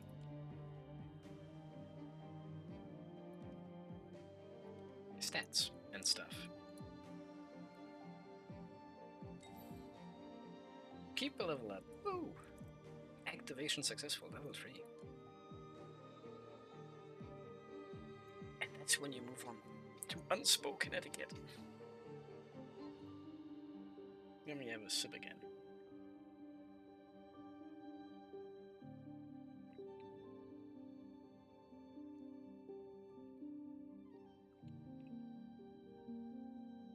Some nice bit of juice.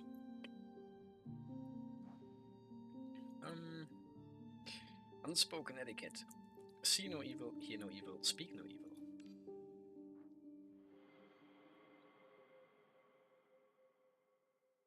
Why not? Ooh. Is this at the workhouse? Looks kinda crazy. We're back with Jenkin though. Did she run away or hide? I wonder? Did you get hurt back in there? I'm alright. Are you mad at me for bringing those people? No. I just didn't want you to be infected. Alright then. Jenkins dramatically spreads her hands, revealing 2 tiny candies on her palms. Here, one for you and one for me. Then we're good, yes? Aegis's face pales for an instant at the sight of the candies, but she carefully accepts them anyway. Remember when we first met? I'll never forget. 10 days ago. Is that when we first met? Oh no. Darkness-shrouded East District. High night. Streetlights, moonlight, nothing penetrated the fog, leaving only blurred shadows swaying in the air. The girl in white, clutching guilt and fear, ran through the dim, empty courtyard of the workhouse, until she bumped into something hidden in the shadows and cried out in pain. Ouch. Eek. You're not Meg or Lucy. Who are you? I should be asking who you are, sneaking around at night scaring people. Sorry, I thought it was... Was what? Was the ghost. Yes, I thought it was the ghost of the workhouse. Ghost? Nonsense. But I'll be honest with you, I'm not from the shitty place. I'm Jenking, and this is Brown. Squeak, squeak. Squeak. I'm here looking for my sister. Her name is Mason. Disappeared around here 2 weeks ago. You've seen her? Maybe. There have been many newcomers at the workhouse, and I haven't recognized all of them. Think hard about this. About this tall, long hair, red ribbon with a square M buckle. Red ribbon with a square M buckle. So not from the Red Ribbon Army then. Interesting. Funny little Dragon Ball reference. Tee. Comes for treatment sometimes. Never came home last time. You keeping her here to work? Patient? Sorry, I haven't seen any young female patients. Whatever. Didn't expect much anyway. But you almost got me caught. That's on you. Then I'll take you to my secret base. The matron never enters the clock tower. She won't find you there. I see. Now that's an epic little hideout base. Got lucky bumping into you, Aegis. Would have been dragged out by my hood otherwise. Don't say that. Everyone here is super nice. They are just upset by the recent mishaps. Aegis. Huh? I know you're close with the workhouse folks, but I thought we were friends. Are we? Of course. I really enjoy spending time with you, Jenkin. Just like this, eating candy and chatting. Then why do you lie to your friend?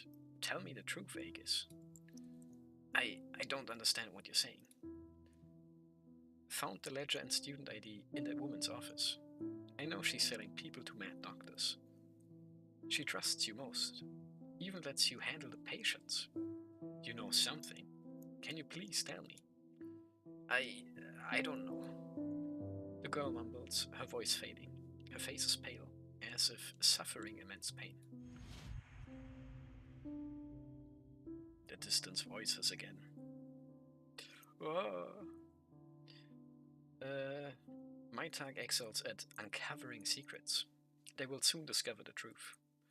You can't live in shackles forever. Jenkin, if what's lost remains lost, does truth still matter? Of course it matters. Nothing matters more than finding Sis. I know you're afraid of that woman. Why do you keep defending her? She's selling workers and hiding the ghost of the workhouse. The ghost of the workhouse?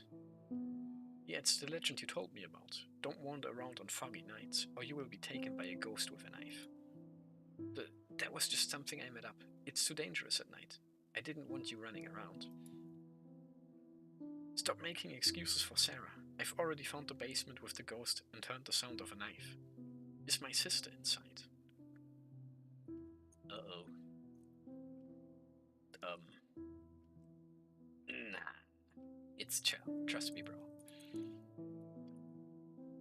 As basement leaves Jenkins' mouth, the last trace of color drains from Agus's face. Don't be frightened, Agus, as he will detect a crack in your heart. Follow the silver guidance, and its light will show you the way. Jenkin, I'm sorry, I can't. With tears in her eyes, Agus glances at Jenkin, then turns and climbs back up the clock tower, rushing down the stairs without hesitation. Aye. Climbs back up, rushing down. Daddy? Ah, well. Agus, where are you going? Before she notices, mist appears in the workhouse. It comes so suddenly, shrouding everything in moisture and making all indistinct. Even in the house? Oh no. Agus, damn it. How did this fog get inside? From the distant mist comes the sound of flesh swelling and a faint, mist-soaked song. Old Charlie's something? Jenkin polishes her lantern, its faint glow feeble in the thick fog. Distant footsteps echo through the silent corridor, almost piercing. Who goes there? Show yourself. I'm armed, mind you. Air doesn't flow in the hallway, yet the flame flickers as if blown by wind. The footsteps grow closer. Brown's claws dig into Jenkin's shoulder, baring teeth and emitting a sharp hiss. As if triggered by Brown's voice, the footsteps suddenly quicken, heading straight for Jenkin. A dense shadow engulfs the faint light. The girl closes her eyes and screams loudly, but only feels mist rush at her face. A hand reaches from the darkness, landing precisely on Jenkin's shoulder.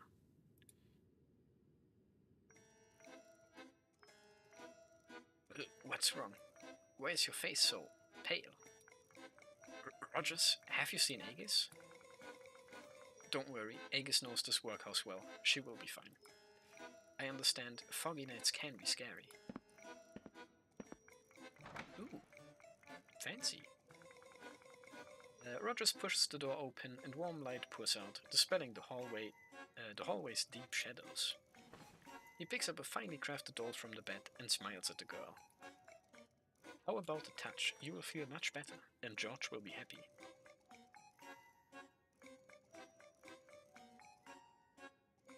Eh? Please don't touch George. The doll's inorganic eyes reflect the lamp's yellow light, silently pleading, touch me, please. Just one touch will do. Touch me and become my loyal companion.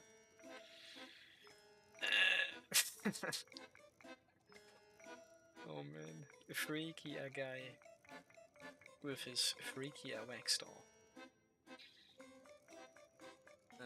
Yeah. With a squeak, Brown scream jolts Jenkin out of her daze. No thanks. I don't need fancy artists like you. Oh, my naive little mouse. In fact, beauty and art never differentiate between rich and poor, noble and humble. Encapsulating suffering within beauty is truly wonderful. Right. Rogers gazes at the cautious girl and the grey mouse peeking from her hood, his eyes burning with irresistible desire. Maybe one day, I'll turn you both into wax statues as well. How about naming it Brown and Jenkin?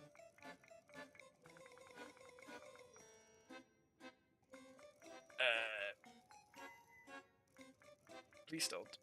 Thanks. Tea. Hello, Keeper. Empty pockets. Achievement get? Eh? Another core and more combat. Who killed? What?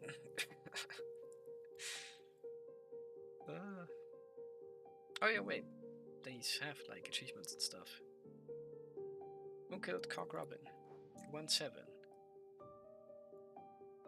More stuff. Recommended level 3, right. More rewards, more stuff. Scalpels, disappearances, and death await those who wander within the dense mist, shrouding the workhouse. Investigate.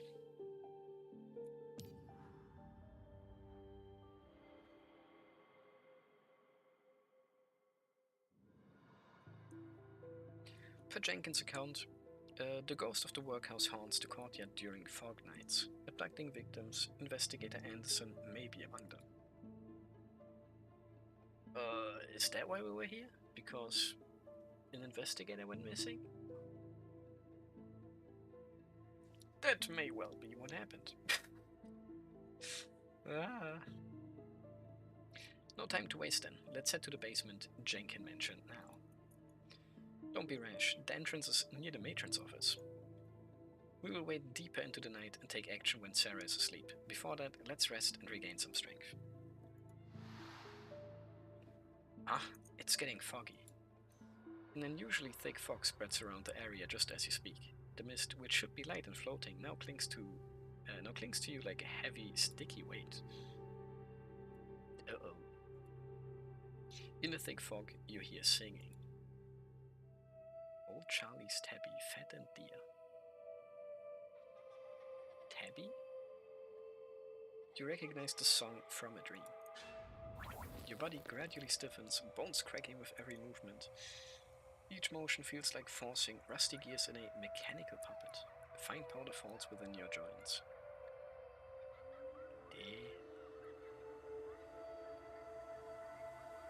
One day just vanished, disappeared. Your eyelids feel leaden, forcing them shut. In the dark world, only thick fog swirls. No Tabby where he looked anywhere. In the dark void, you stand alone. Above boundless skies, honey-colored eyes shed syrupy tears. Gazing down. It sounds almost Saya-like. Uh-oh.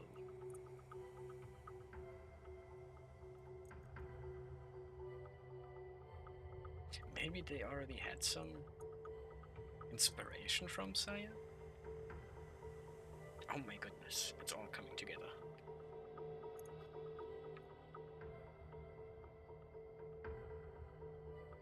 I don't know. Anyway, you remember the dying old man's struggle and the thick black tear at the corner of his eyes. Following instinct, you look up and softly ask the sky eyes that seem to speak. This isn't what you would like to see, is it? The honey-colored eyes tremble and blink. Tears fall, landing on your cheek with a strong, sweet scent. In an instant, the singing stops and the darkness fades. You come back to your senses once more. You find the fog has grown somewhat thinner while you were lost. Whoa. The girl rushes over, recognizes you at close distance, and nervously clutches her teddy bear. Sponsor, why are you here? We appreciate your hospitality. We are merely taking in the evening air. Is there an issue? Foggy nights are dangerous, and you should not wander outside, or... Oh, what? Grrr.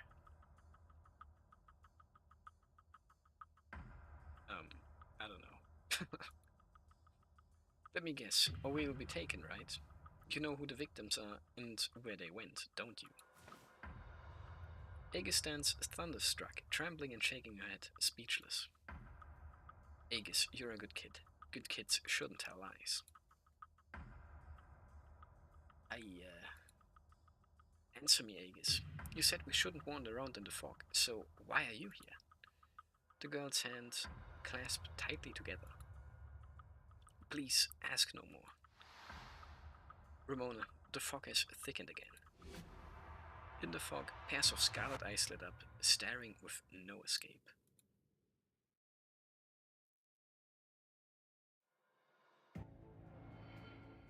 It's chilled away strong.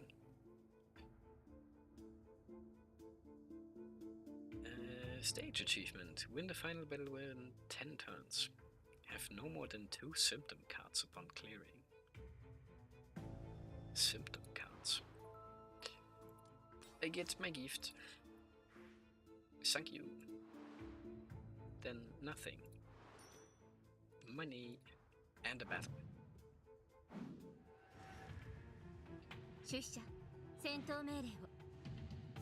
Why do they all start with like strength debuffs? I wonder. I mean, even in the tutorial they said that they would get stronger over time.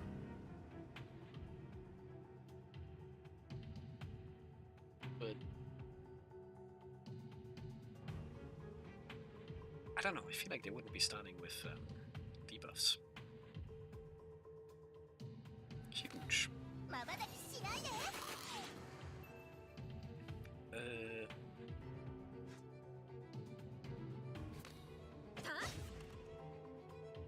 Huge.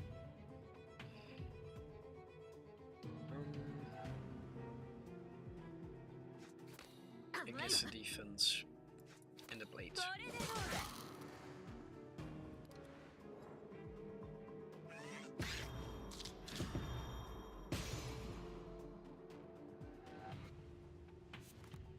And the fact that she poisons is kinda crazy. On top of like everything else. Okay, don't really get anything too crazy here. It seems like. I get shield. I get shield. I kill one. And I get even more shield.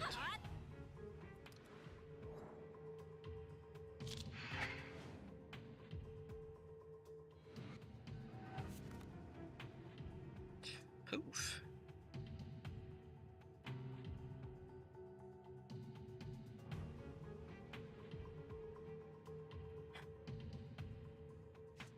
I don't really get it, but I'll play it. Why not? Kill.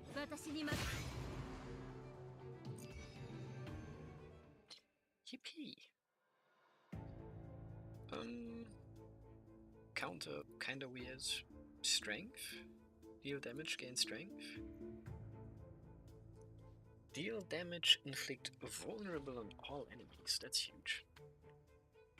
Reduce strength, gain meter.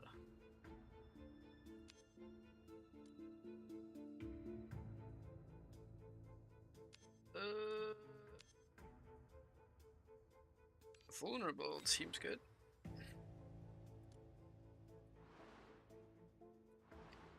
Battle event. Chase the shadow forward, suddenly stepping into a shallow pool. The colorless liquid soaked over your shoes, sending a chill through. A voice spoke in the water you wouldn't want to find out. Receive 25 coin. Acquire the silver relic Shifting Straitjacket, but develop Hysteria. This for free! Holy,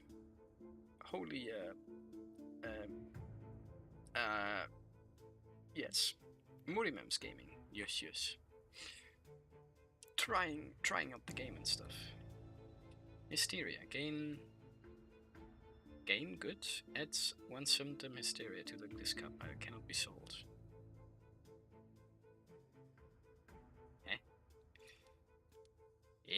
Isn't this just good?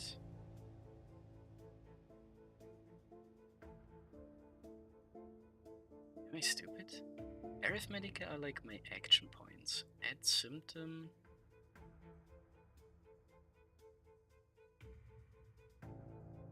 To the discard pile. Oh wait, I see the problem.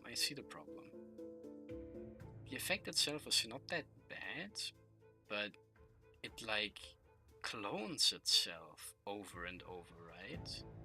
So eventually like your whole deck is just Hysteria, which gives you a bunch of Arithmetica, but that's it.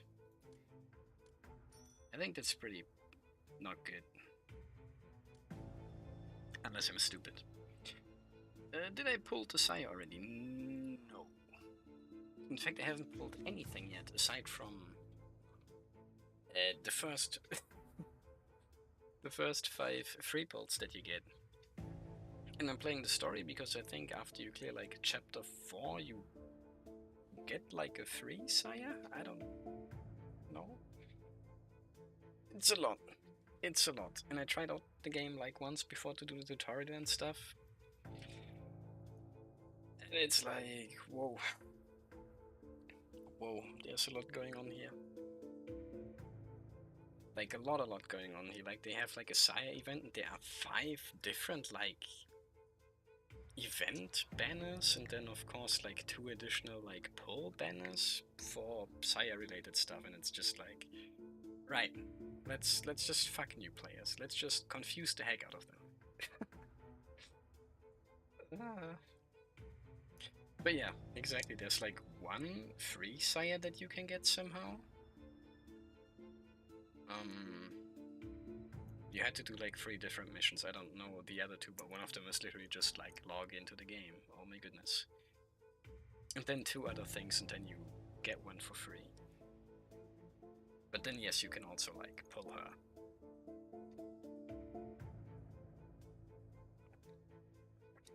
But I know I don't have her yet. I was like, I figured this out, and once I figured this out, which is like the game in general, kind of, and get some of the story, that's when we hyper focus on just getting the sires.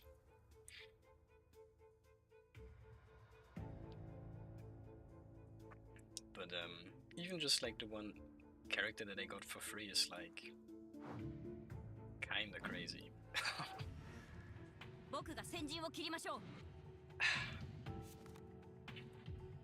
But I like this, like this, like, you know.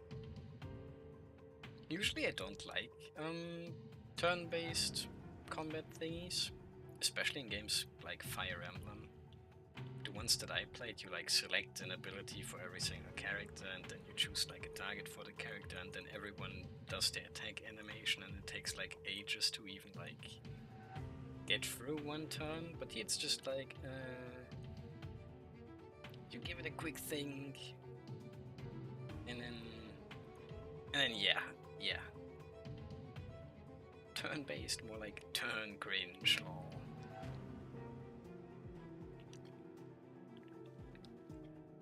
Yeah, they're not usually my favorites.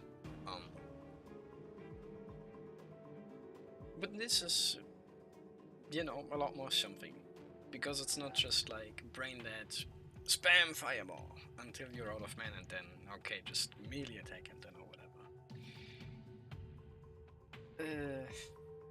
But there's like weird synergies and stuff, and like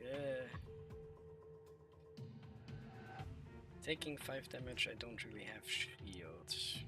This seems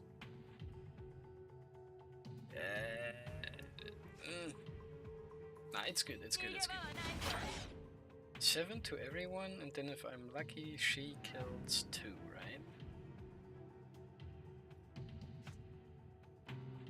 I guess, yeah, just do this, I don't know. Don't really ever need to play like Super Saiyan, since it's just the first couple of levels, which are really easy. But it's fine, it's fine.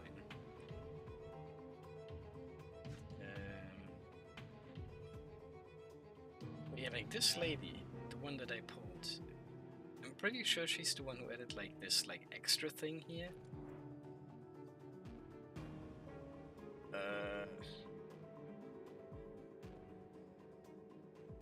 Wait. I can't just...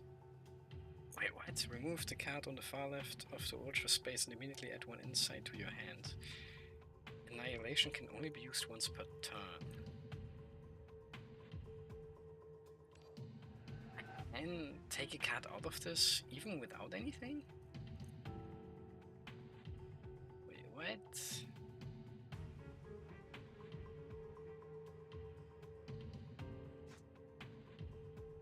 When order space is filled, gain an extra turn. In this turn, draw no card from the draw pile, instead place the cards in order space into your hand. Yeah.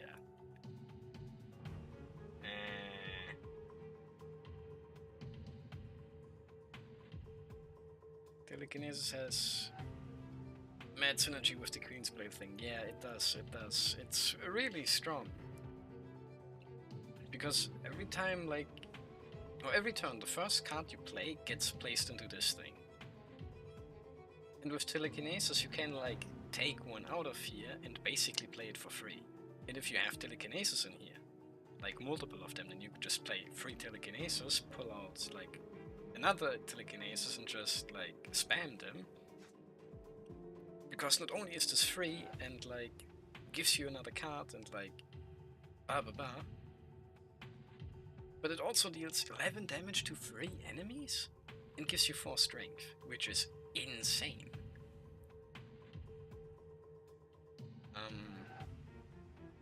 But I don't know if I want to just fill it up right now. Plus, I probably don't even need to, so... yeah, it's chill. Yippee!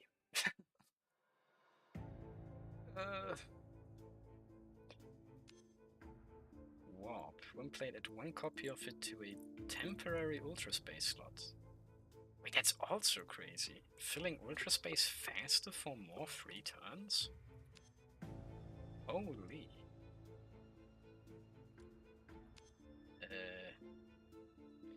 Inflict strength down. I mean... yeah, just take that. Shield and strength down is a huge combo, I think. D-Mark. Solar Disc. At the end of odd turns, if there's remaining Arithmetica, draw 2 extra cards next turn.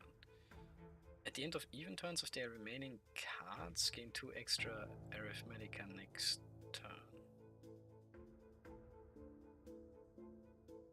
So you can get like up to 4 extra points in a turn? But what would I do with 9 points? Holy heck. Whenever consecutive cards of the same Awakener are played, that Awakener gains 8 Alamus. That's huge. And weakness for everyone. Just give me like this thing. Junction, I don't need this, but we get a free rouse out of this. Strength is just good, I think. Yippee! Back to the shop. Next battle.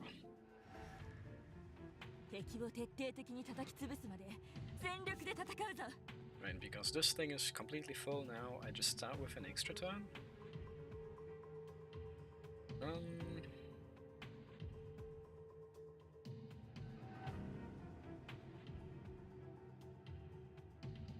Wait, do I have to?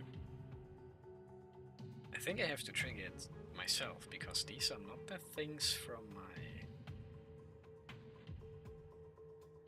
Interesting.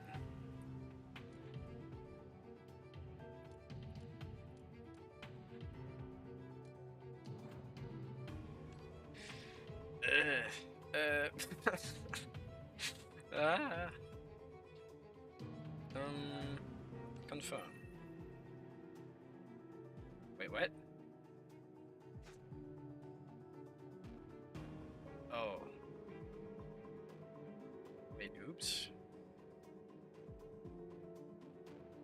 I don't think that's... But I got a card though, that's huge.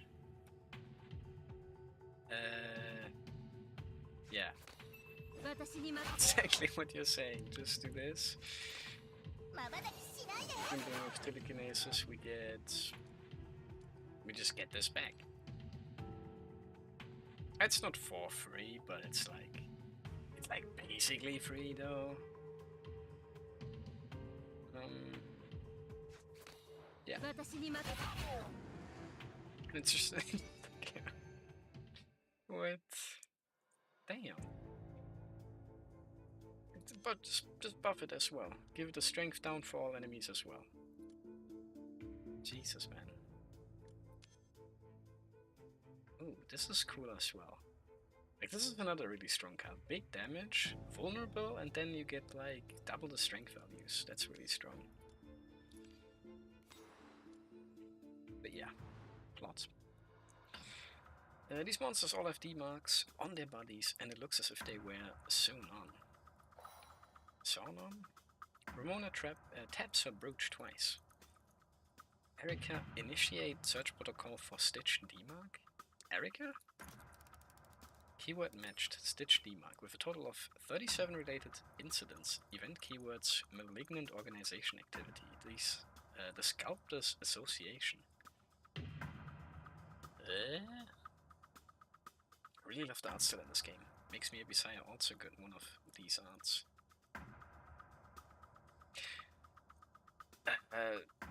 Earlier, I think there were like 2 different songs in the OST itself that already had me kind of feeling like, wait, this is very like Saya-like. Like, what the heck? Maybe they already like had inspiration from Saya to begin with? In a way, perchance? Or I mean, I don't know. I feel like Saya has been kind of popping off lately again, for some reason. I even watched like in... well, I didn't really watch like an interview, but I... frick, what's his name? Mr. Anime dude, one of them, made like a video about like an article about an interview with Saya's author man, Genbuchi. Ochi. Te. I don't even know. No clue.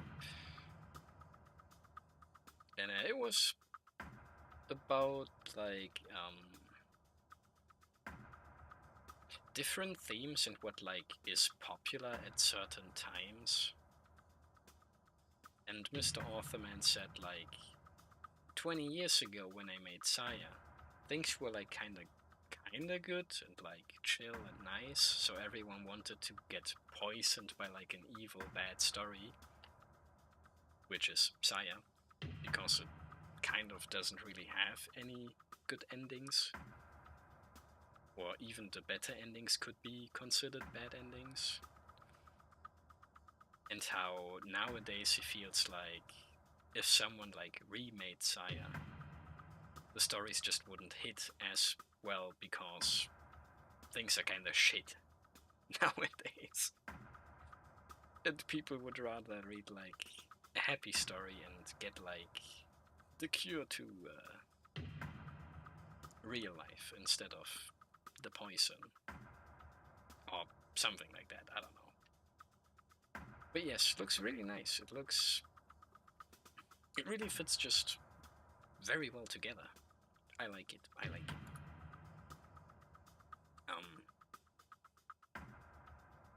Yeah, Sculptors Association. They are a group of lunatics calling themselves Pygmalion. Obsessed with biological modification, we had several clashes with them in towns outside Londinia. Right.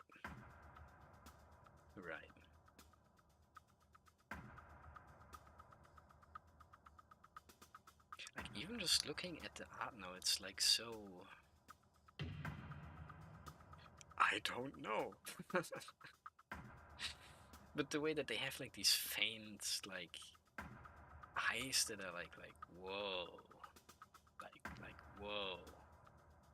And then towards the edges, things are more like rough and unfinished in a way, and yet you still have like lots of like highlights and metallic sheens and like whatnot. Like, damn, bro. I can't draw like that, not gonna lie. K-On! Fans on the rise according to Urobochi. Yes, man, yes. The K-On! Fans, bro.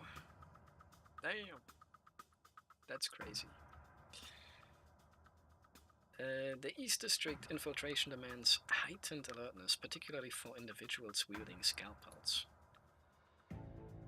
Alright. Ooh, this is new. Event and Searchlight.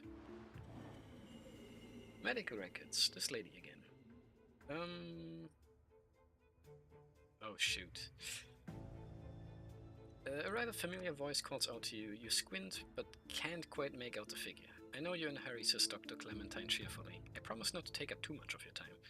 Two hands reach through the mist in your mind, each holding a medical record. One thick and worn, the other thin and pristine. Based on your questionnaire results, I took the liberty of preparing a medical record for you. However, I seem to have forgotten which one belongs to you. Why don't you choose? For some reason, the thin medical record exudes a familiar aura, subtly resonating with the mental connection between you and the figure. So they're telling me take the thin one.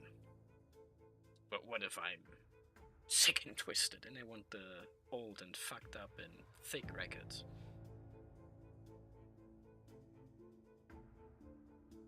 I don't want that, I think. But imagine, though. You take the thin medical record and open it to find a single sheet of paper inside, with only one sentence written on it. In the eternal sea of chaos, a pale, pupilless eye watches endlessly. Before you could ask, Clementine's figure was already long gone. Rouse an awakener, but develop the symptom epilepsy. What is... Oh, I've seen this one before. Lose HP, draw 2 cards. Alright. And I already roused someone else.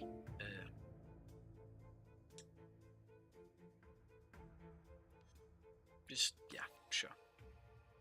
I don't know. Again, I don't really get the rouse cards. It's supposed to be like special, but I just don't know. Epilepsy kind of rocks. It's like in Hearthstone, the Warlock.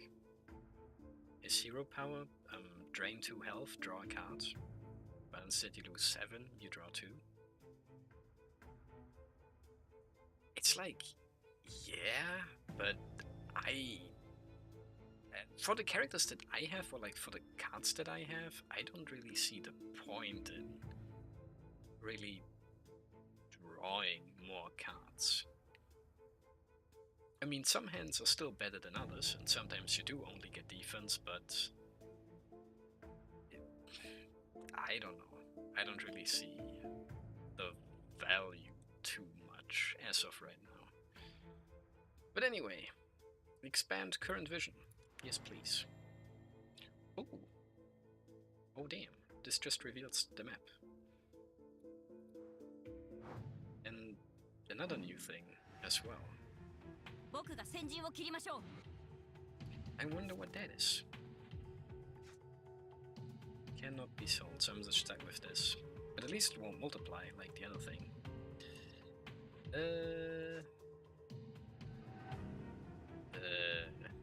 Oh no. Crikey. Now this hand isn't all too ideal. Because of epilepsy and the opening act, but right. I think we just do this.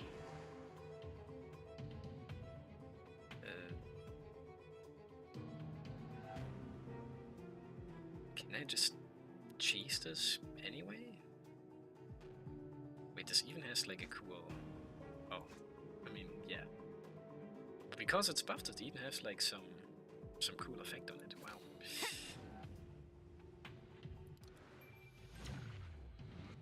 Damn, I've never done this before. That's crazy though. You literally just get a whole free turn from that? Damn. Okay. Wait, no, this is bad. This card's my shit again. That's not good.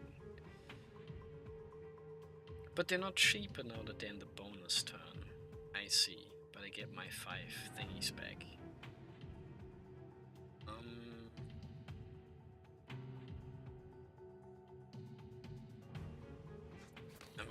points thingy thing. A strike. Do I care for the poof?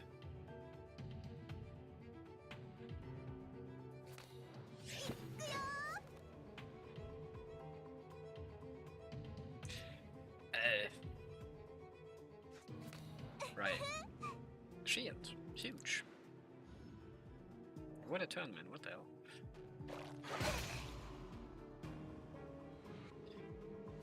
My turn, my turn. I'm just stuck with all these rouse cards. Aye.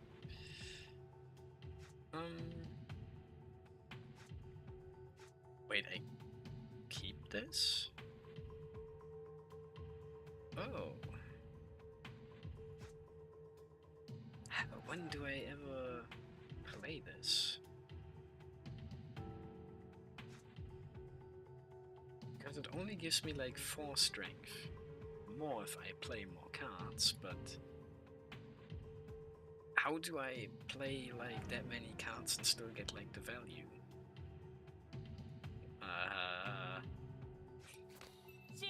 Just strike, man. It's chill.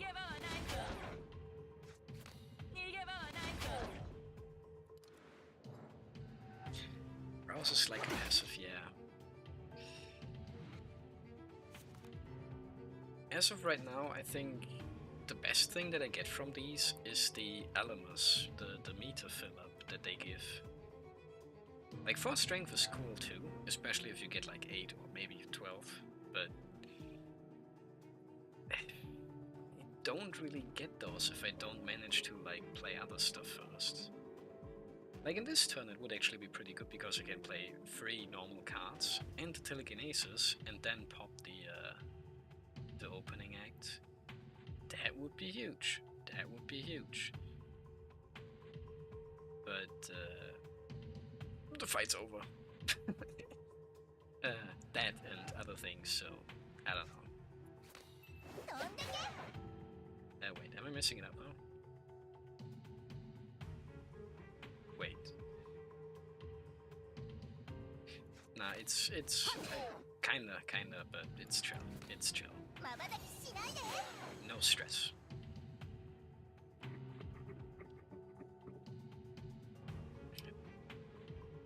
It lasts for the entire battle once used. Wait, so she will give me 4 strength for every card that I play? Why am I... Oh yeah, because I played the thing, right?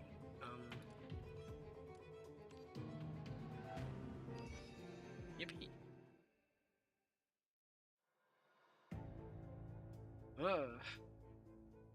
This is poison, right? Yes, sir. Strength, weakness, counter. I take weakness, actually. You're really making sure that you're giga strong, at least at the start here. What's this? Life Breather. Whoa. Death resistance plus 100% upon pickup. Damn.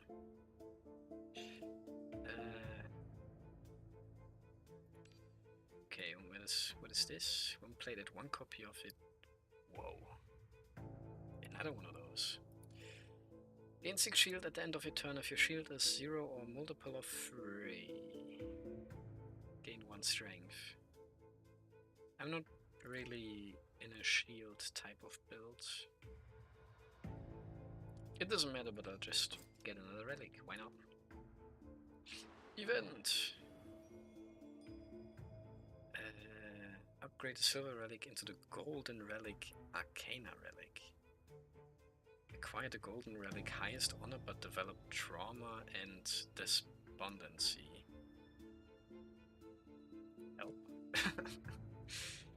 It turns that the Awakener with the lowest elements gains 15 elements.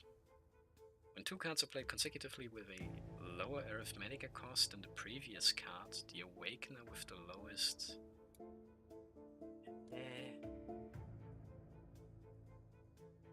trauma, and what is despondency?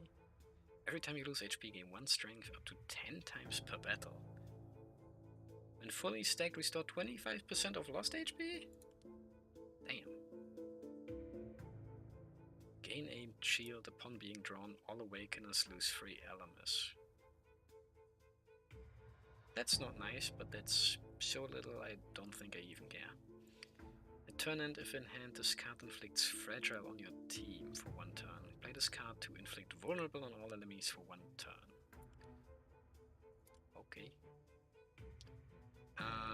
But I don't know how stuff works with the challenge, so just give me money. I don't think I need anything else anyway. Illusion. Develop a random symptom. No. No thanks. I don't want one. But then I can't go past it, huh? Well, that's chill. Just hit me with the final battle. My turn. What do you do it again? Deal big damage and draw cards. And then deal even more damage if we draw her cards. Which is huge, because I haven't drawn any of her cards. Let's go.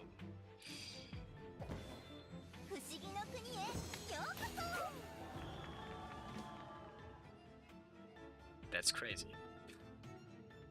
What? No way I didn't draw any of her cards, man. Come on. Does this mean this was kind of a waste then? Maybe, because I don't even have strikes either. And I don't even have her strike card. Oh. This was kinda bad, wasn't it? Yes, sir.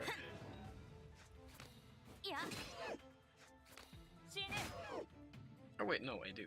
I do have that. I also have his ability now. Do I want that now? No, next turn. Next turn is chill.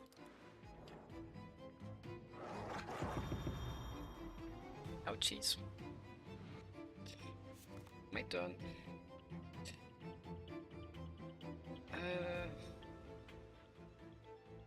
Yeah, epilepsy looks kinda good.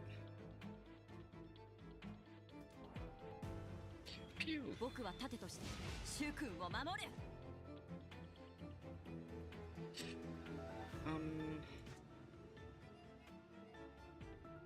Yeah. Huge.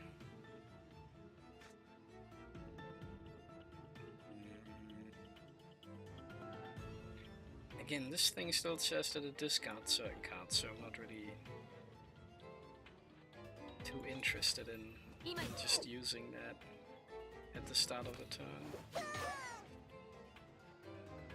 Yeah, rest is defense, huh? Defense! Defense! I guess I'll play it.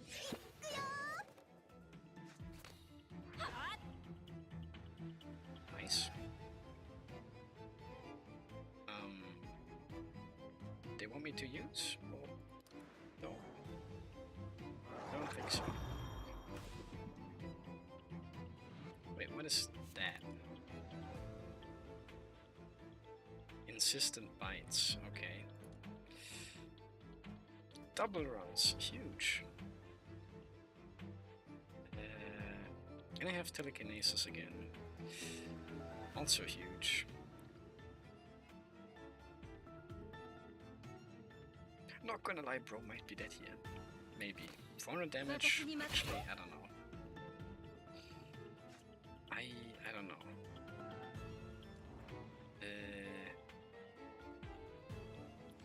Yeah.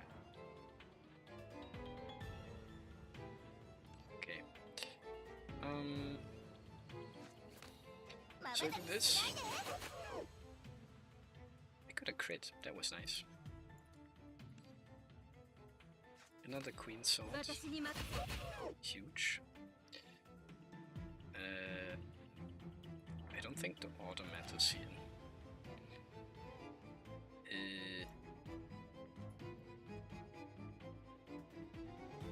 Oh wait, it was right there.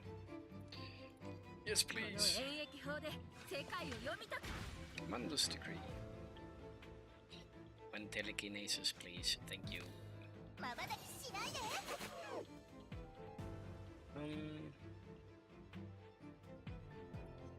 Oh, you're strong, so.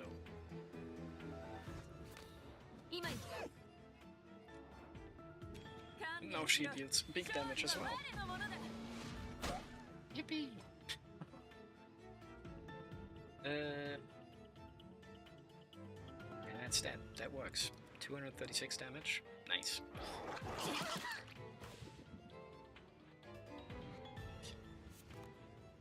What does this do again? Weakness and vulnerable on the enemy. Yes, please.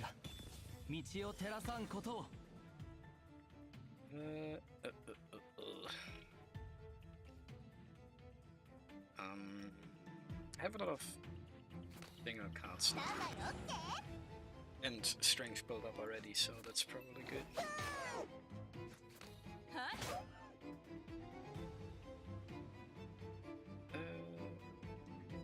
Yes. Not that. Maybe to poison though, I don't know. Ouch. Nope, that to poison. What the heck? The situation is contained. Yippee! Ramona turns to the terrified girl, who trembles too much to speak. She gently rolls up Aegis' sleeve, revealing shocking stitches stuck against her fair wrist. Aegis, they conducted the same experiments on you.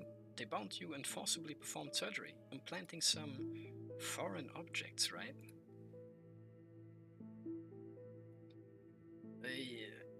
It was. Flashback. This is... The intense light made it hard to keep her eyes open. Aegis tried, but failed to control her eyelids. Cold metal immobilized the muscles around her eyes. She watched helplessly as the white-robed man approached, scalpel in hand. No, Miss Sarah, Miss Sarah. The blade leaves a silver trail as the hand moves. Miss Sarah, Teog. Help me. No. The blade drew nearer until it consumed her vision in an instant. Yeah. Aegis trembles, a shuddering scream of terror rising from her throat. As if summoned, the mysterious psychologist appears silently behind her. Something troubles you, little Aegis. Wanna tell Dr. Clementine? Dr. Clementine? Midnight Workhouse visits hardly constitute standard medical practice. Explain your presence. Don't be alarmed. There has been some unrest in the workhouse, and Mr. Rogers is concerned about the workers' and children's mental state. So he hired me to help. Right. You're evil, and I know it. Probably. I occasionally spend the night in the workhouse, just in a room near the children's. Aegis, do you know this lady? Clementine's arrival pulls the girl from her memories. She nods an affirmative response.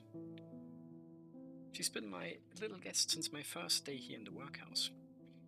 Sharing your troubles is one way to heal the mind, and I happen to be a very professional listener.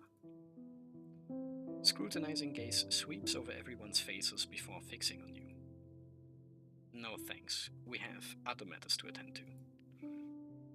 What a shame. If you change your mind, you're always welcome to our journey of self-discovery. Let's go, Aegis. Aegis holds Clementine's hand and walks silently away. Aegis, where are you going? Sorry, Dr. Clementine can help me. Saying that, the girl tugs Clementine's sleeve, something she rarely did, with the silent urging they disappear through the workhouse door. Aegis, I wonder what secret she's hiding. The fog is dissipating. We should rest before we delve into the basement with Jenkin. Oh, massive spoilers for the next chapter.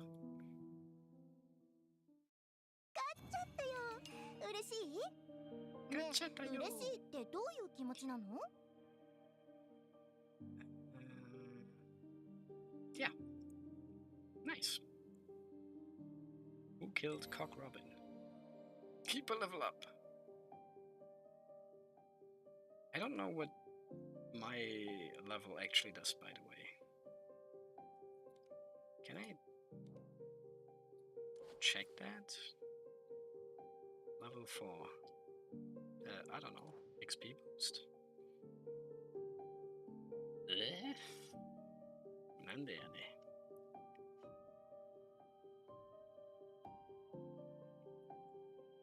Not what I'm looking for. Not what I'm looking for. 40% progress. Damn, this is gotta be long. Oi. What is this? I'm fighting Jankim? Oh no. Also Bossman from before? Or maybe not? Stonebreaker? I don't know. Investigate.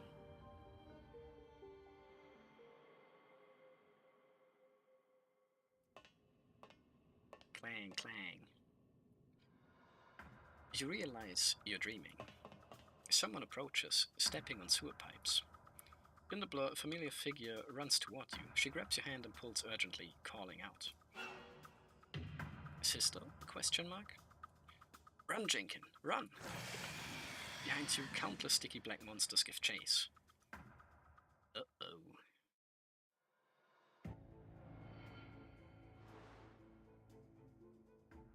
Oh no. Straight up, 2 ways to go.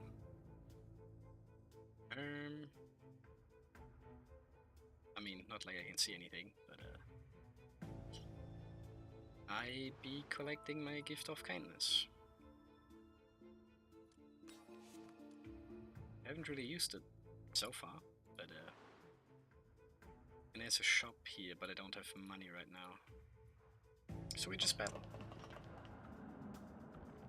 Sis, what are those? Sis? Don't ask, just run, Jenkin. The monsters close in, forcing you toward the abyss. She's just a kid from the slums. She doesn't know anything. She will never pose any threat to you. Following your sister's instructions, you climb down the sewer pipe while carrying Brown. Please, I beg of you. Those were her last words. As the voice cuts off, a familiar silhouette plummets from above, still clutching half a red ribbon. The ribbon was custom made for your sister. It cost you a year's savings. You never knew your parents. She was your closest person. Yet there's nothing you can do but watch her fall, landing on the dirty sewer floor, the hard statue shattering into chunks. Statue? Why a statue? No time to think. You look up to where she fell. No, can't be. The little girl you know stands there, blindfold fallen, eyes vacant, holding a blood-red ribbon, torn in half. Oh no.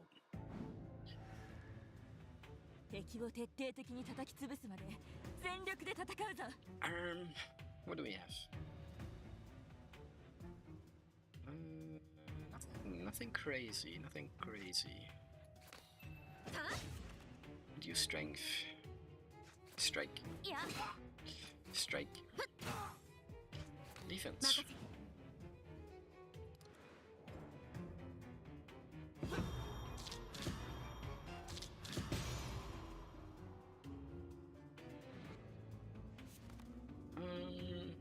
Poof again.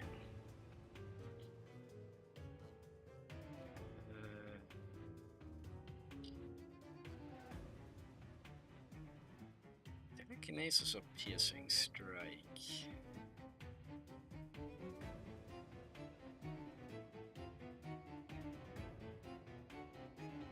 Don't think I need to spam telekinesis this early. I'm probably fine with just this.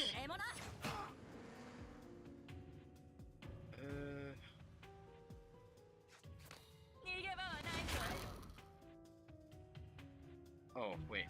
Couldn't I? No.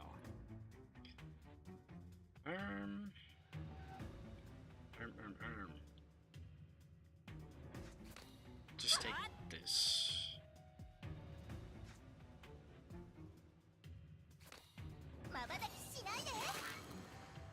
Oh.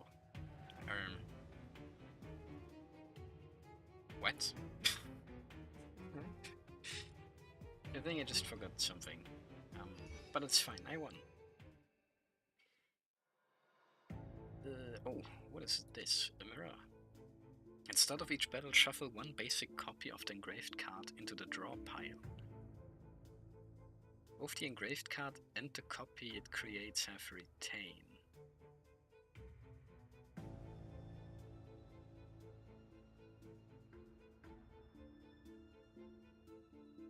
So this would spam my deck with defense cards if I wanted that. When played, shuffle one insight into the draw pile.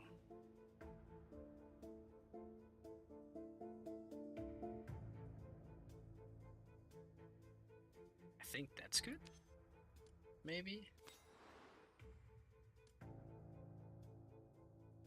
Event. Call out or check carefully.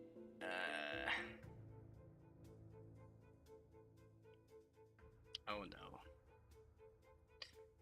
Just give me a call out.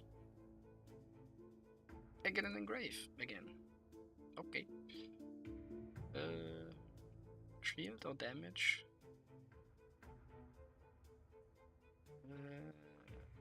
I think more poison for her is nice.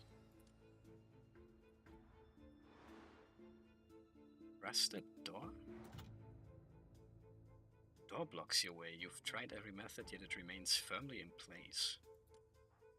What? Okay. That's interesting. Also, it loops all the way back around. That's also interesting.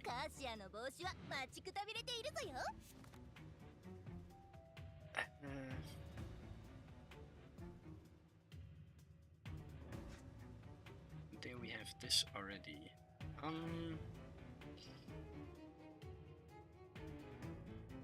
Ideally Queen Sword first, but piercing strike with the vulnerable and then with like the bonus thing too.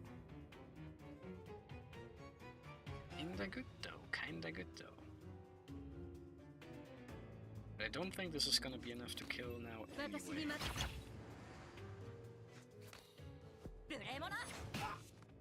Huge.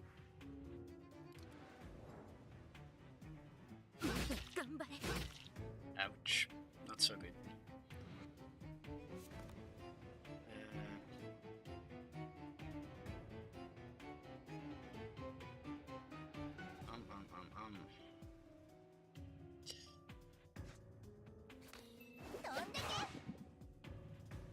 Poison. Both. And this is... Wait, is this in... I could kill with this, I think.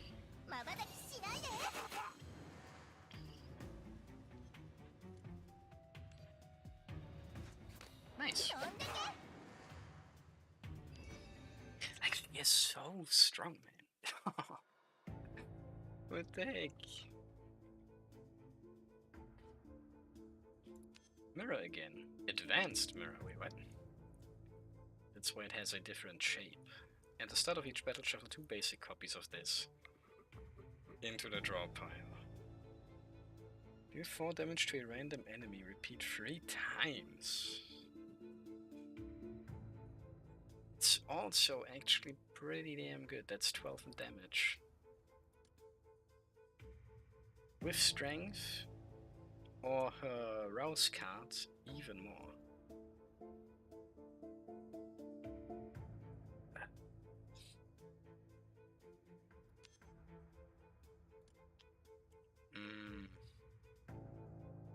All of these are pretty good, man.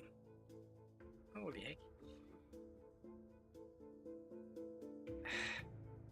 This is cool, but it's an expensive card, so I don't think I want to spam my deck with that. I'll take this one. I'm sure that's chill. Another rusted door. Bruh. How do I get keys? What do you mean I need keys to open doors here? Maybe I can buy keys. Just take 6 HP. Wait, interesting. I can just find keys. String of rusty keys can be used to unlock doors. As many as I want, or like just one?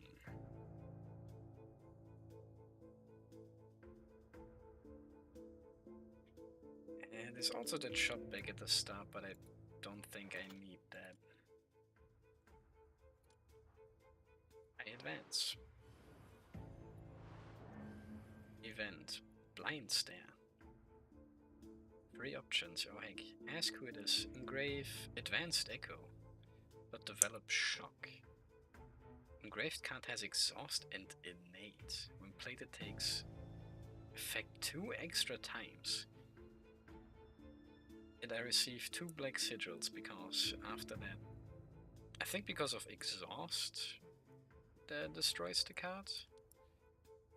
Shock. Gain 4 stacks of temporary strength when played. Reduce 1 stack of temporary strength when drawn.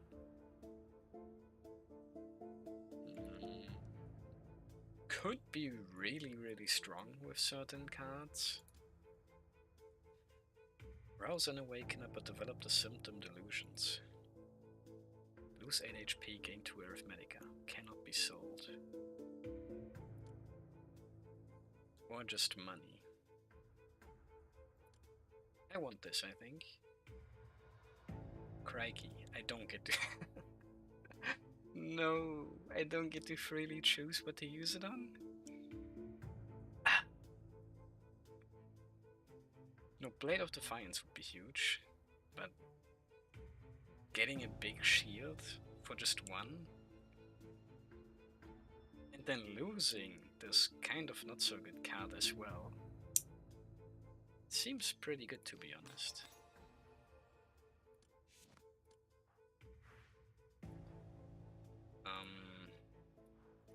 I'll check out the shop. But I think I can just open the door from here anyway, so... Remove one something card upon pickup. Upgrade 1 random orison to an advanced orison. Sure. Oh, wait, I mean, well, yeah, I guess. Oh wait, this is a symptom card. Is that what Poof would reshuffle?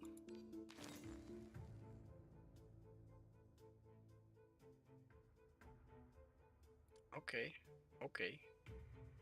Made that one even stronger, and I could also just sell a card here. But I don't think I want to mess with that right now. And yes, keys are multiple uses. Very nice. Expand vision. Ooh, we get silver over there, I think. Maybe you can get other things from those things as well, I don't know. I don't know. 7 damage to all enemies 1 time.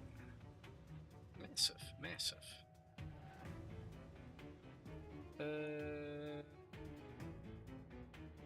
Oh, this will be... I see. Wait, this is interesting. If I use the double echo thing now, it's pretty pointless in just a normal fight, I think. But would it still get into my ultra space before it disappears, so that I can still have it for later though? That would be so good, actually. That would make my magician lady like really strong. Because whenever there are like effects that are like, hey, this will disappear if you use it. Even like this thing. because of the exhaust, it should disappear from my deck once I use it. But if it's the first thing that I use... Wait, actually, let's... no, okay.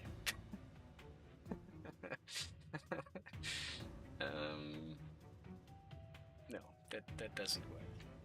I'm lucky. Me when I want to put cards in the Magician Lady's hyperspace. Would have been crazy though, like imagine. You have like a really good card, and because it's really good, you're supposed to lose it, but you just have the Magician Lady, and then it's like, oh. What if it doesn't disappear though? What if the Magician Lady is just goated like that?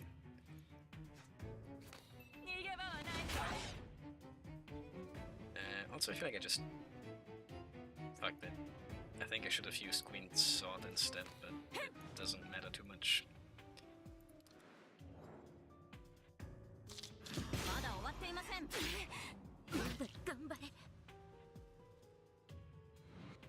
Also, like, if this is just an ability that a random heckin' character has that I randomly got, the only one that I got. What the fuck do other characters have then? Like, holy shit, man. Like, at least for the start of the game right now, this is actually insane. It's helping out a lot. I strike. And I strike. And I just kill you. Wait, I actually just kill you? I thought I would at least have to get one of these first. Wait, what? It said it deals 12 damage twice, no? What the heck? Poof with poison. I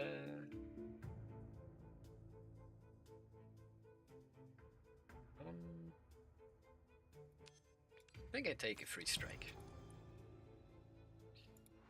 I take. It is silver. That's nice. Junction. Recover. Recover HP. Event. Reason and Passion. Dread. Engrave the Orison Bastion on a random command card. Okay. The candle. Increase max HP by 25 but develop the symptom Blind Obedience. If this card is in hand, all awakeners crit rate plus 25%. But at turn 1, one random symptom card will be added to the draw pile.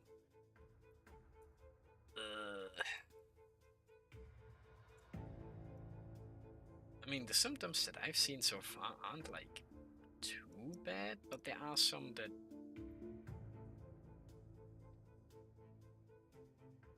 I mean, none of them are like just bad.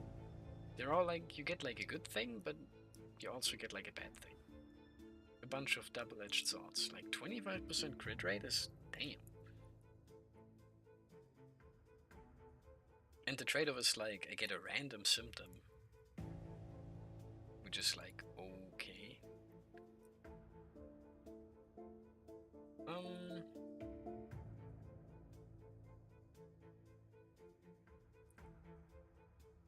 I also get 25 HP though. What if I don't even draw this now? That would also be crazy. A sharp mouse squeak jolts you awake. Ramona is the first to rise, turning on the light. Brown, why are you here alone? Squeak, squeak, squeak. We are not Jenkin. We don't understand what you're saying. It's about time. Jenkin should be joining us soon. You look outside. Buildings stand like graveyard statues in a faint white mist. The door creaks open, just enough to let a cold night wind in through the dark gap. A shadow darts from behind the furniture, attacking instantly. The sharp edge reflects cold light, the short knife revealing your face. Who's that? Trained reflex allows you to sidestep just enough to see the attacker. Jenkin! The girl's hollow eyes are colorless, her face blank, unresponsive to your calls. Yeah, those Icemen. They don't really stand out too much like they usually would in other sorts of weeaboo artworks. Teehee.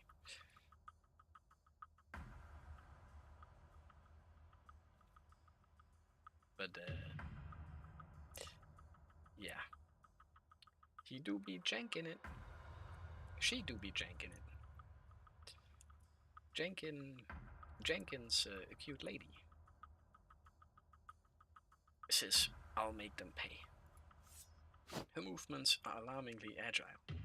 Blade carving cold arcs. Before you can think, she lunges again. Guess we'll have to subdue her before questioning. Ramona, Ozier, lure her to an open area. Aye, Captain. At your command.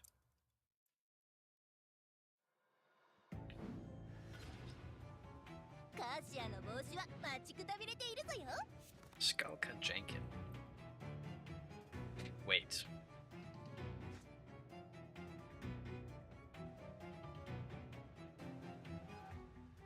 Huh? Why are you here again? Do I get you for every individual battle? I thought this is like a once per run type deal. Obtain 1 arithmetic and draw 1. Also huge.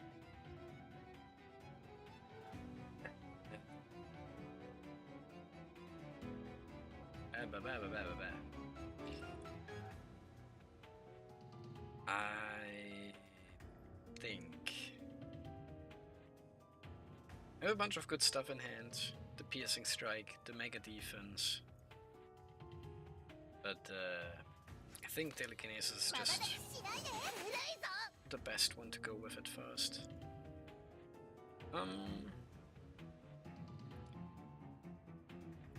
F5, this would cost 1. But I also have an insight. So it should be chill.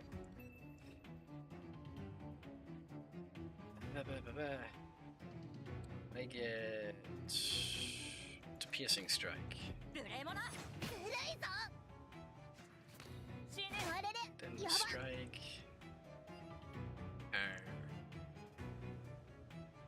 Yeah, and then I just move on like that. Big defense. 15 shield. And money. For some reason.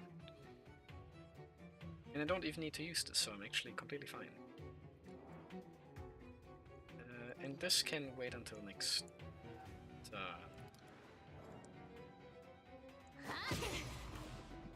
What? Something just got added to the deck. What a hand! What a hand! Minor injury, nothing serious. Take 2 damage, draw 1 card. Removed when discarded. Great, a bunch of free card draws. Yippee. Wait. State. Oh! No way. Discard symptom and state cards from your hand. Shuffle the other cards in your hand into the draw pile.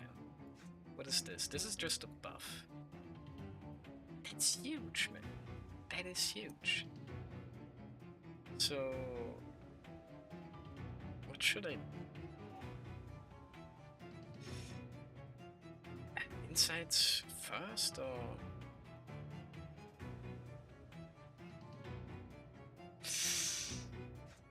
I mean...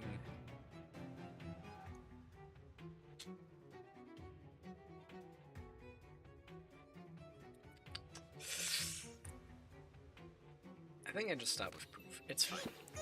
Surely. My buffs got removed as well. No. Ah, crikey. I should have used them then, huh? Oh, whatever. This needs to be kept in hand, though. This is huge.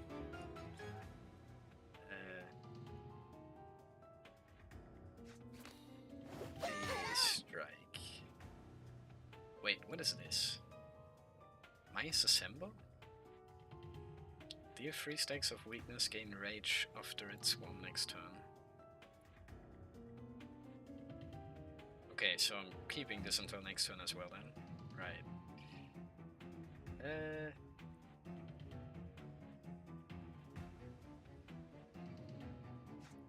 I think I just go like this then.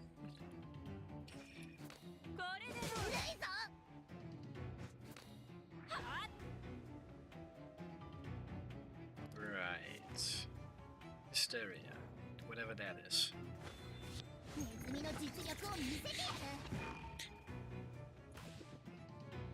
Big poison damage. About to lose a bunch of HP. I get my free insight back, yippee. And I also get a bunch of defense cards. That's great. Wow.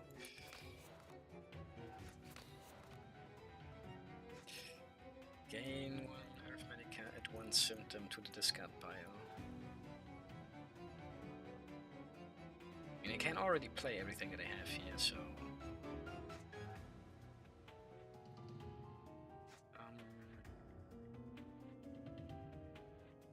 Right, this is when I play that.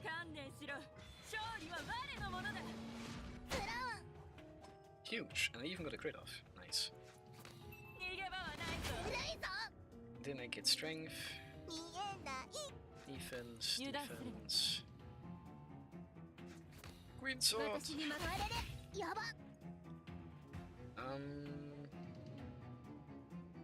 Do I just extra turn here as well? Oh. That then also happens and it stays on hand, okay. Wait. No, yeah, right.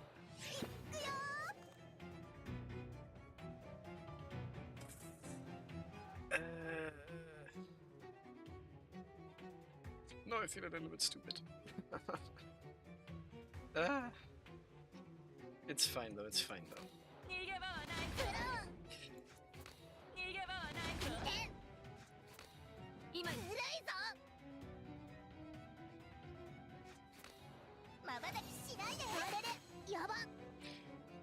Huge turn, and I think she's dead to poison, but this also kills her. Yokoso! Huge! The card gamer, huh? Big smarts. Oshie and Ramona pin down the resisting Jankin from both sides. Is she hysterical? No, Impi. Her spirit is restless. Her spirit is restless. The mental power of the Silver Key might have a calming effect. Oh, activate Silver Key. We stand in pure blackness. Like this OST. He's not from Saya, obviously. But it sounds so much like something that could have been around during certain scenes. Like this plus the little, the faint la la la in the background. It's just like, that's just from Saya, man. Straight up. Aye. Very nice, very nice. You stand in pure blackness where glowing silver dots form rippling connections moving inscrutably. You're part of this, yet separate. You belong, but feel misplaced. You don't know what they are, only that you're here to find someone. Sis. You look toward the sound. A dim light flickers among the stars, entangled and immobilized by black threads with an eerie metallic sheen. A cheerful melody emerges from the black threads, like a children's nursery rhyme. This one again. Sis, don't go. Jenkins' voice emerges from the light. It tries reaching out to you, but is held back by the black threads like a puppet. You realize something, or someone, is controlling her. As you move to help, the threads thin and vanish. No. Aegis. The light retreats, the black space dissipating rapidly. You open your eyes to meet a bewildered Jenkins gaze. Enki, what happened? Something's wrong? Squeak, squeak, squeak. Jenkins blinks her dry eyes and tries sitting up, only to find herself tied up. What the? Who did this? Let me go. You nod at Ramona. She steps forward and cuts Jenkins' bonds swiftly with her sword. Sorry, something went wrong and we had to take some protective measures. Do you remember what you just did? What I did? We were going to break into that woman's basement, no? Brown and I hid in Aegis's room, waiting. Must have fallen asleep and had a weird dream.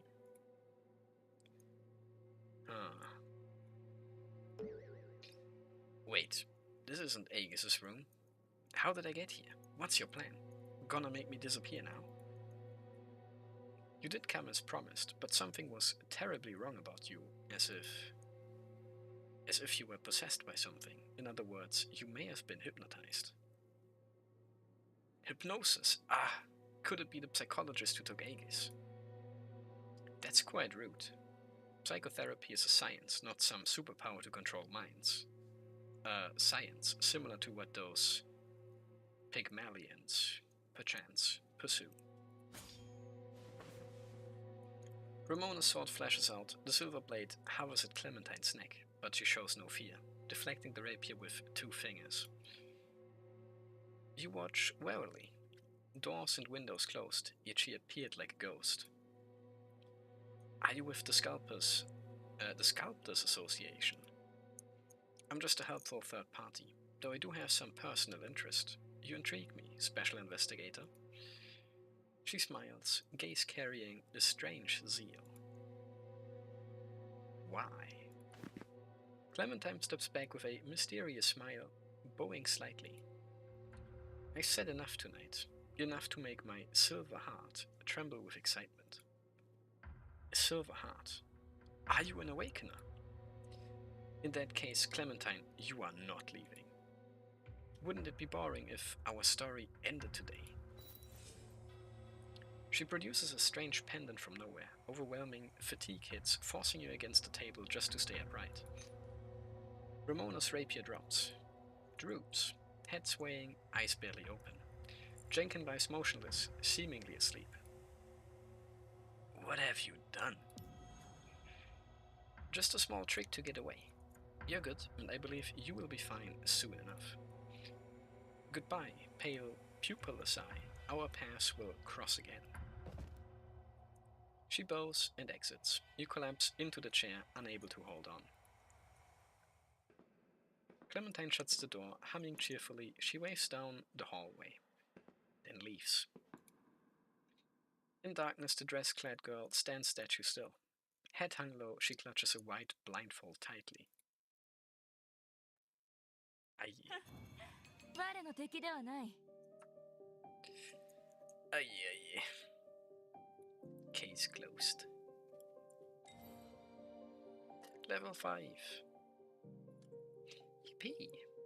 And the next one's a battle again. But the next one may have to wait until next time.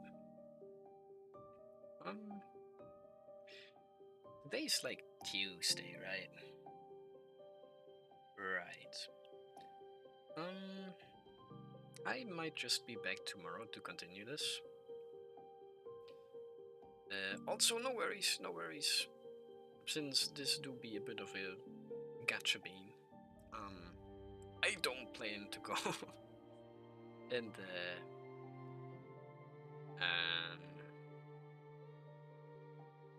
how do you language?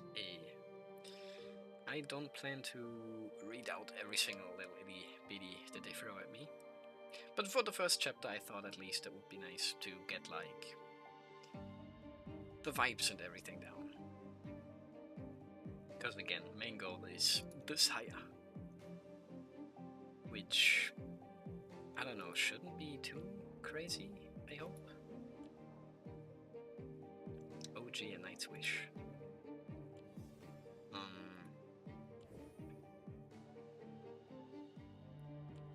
Especially if I have to get all the way until like chapter 4 before I can do or get the Sire. Assignment mission unlocked. Small tasks between investigations. Dispatch awakeners for silver and materials. Where would that be?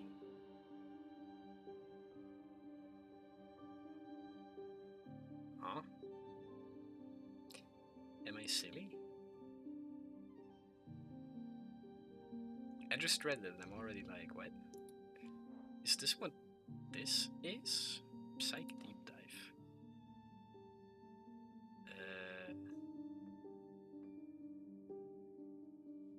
I don't think so, no. That's something else. Unlockable, unlockable. And then the Sire.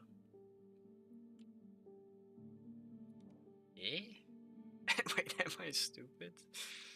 Oh no. Also, this stuff isn't even going down. Ah. Oh no. What is this? The display main character thing.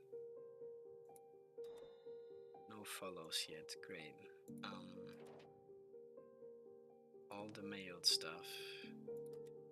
This says new. Patch notes and whatnot. Oh my goodness.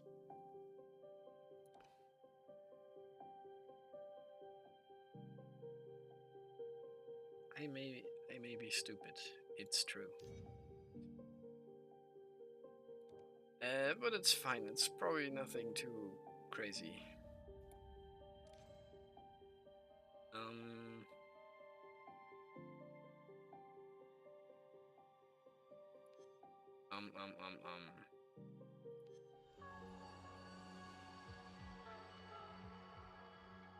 Yeah, this is the free unlock event. The idea is to do this after like the first chapter.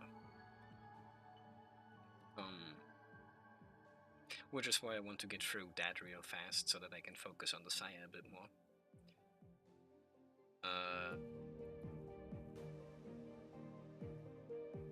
But again, depending on what certain of these things are actually like implying or want me to do, I may have to play the story mode quite a bit more anyway, right? Wait a minute, what? They're giving you... Oh, ethereal credits. Something else as well.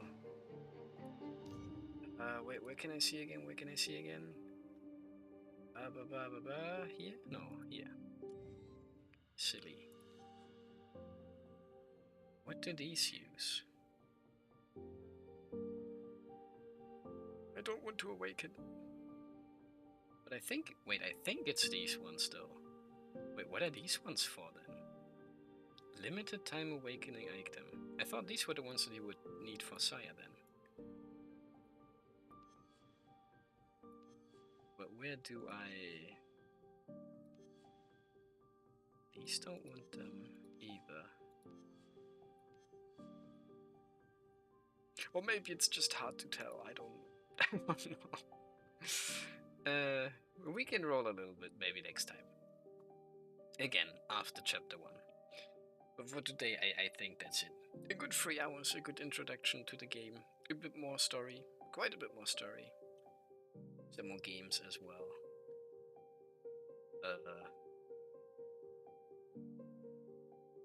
Yeah, again, lots of stuff. A little bit confusing for new people, I think. But it's chill. You can figure all that out. It's not too crazy after a couple times of playing, I'm sure. I like it, I like it. Even more so than the silly time running game that I'm playing.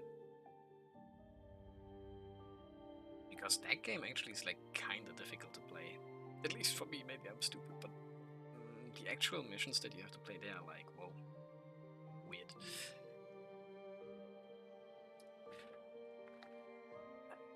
Anything else? Anything else? I don't know.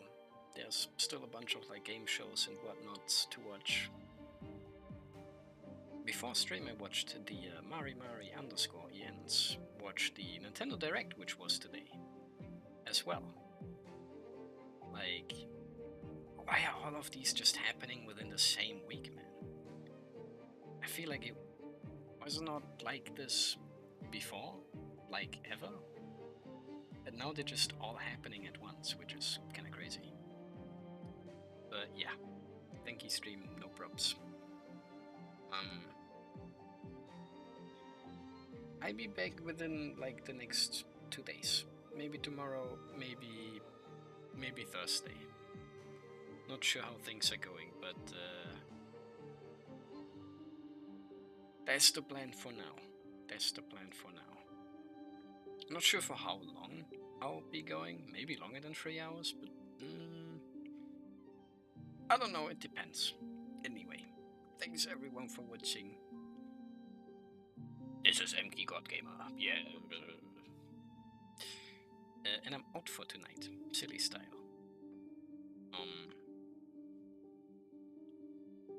Use.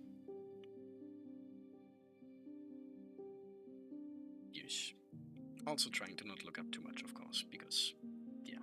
I'll get there myself, surely. Unless there's like 2 days left and it's like, oh fuck, I don't know, then, yeah.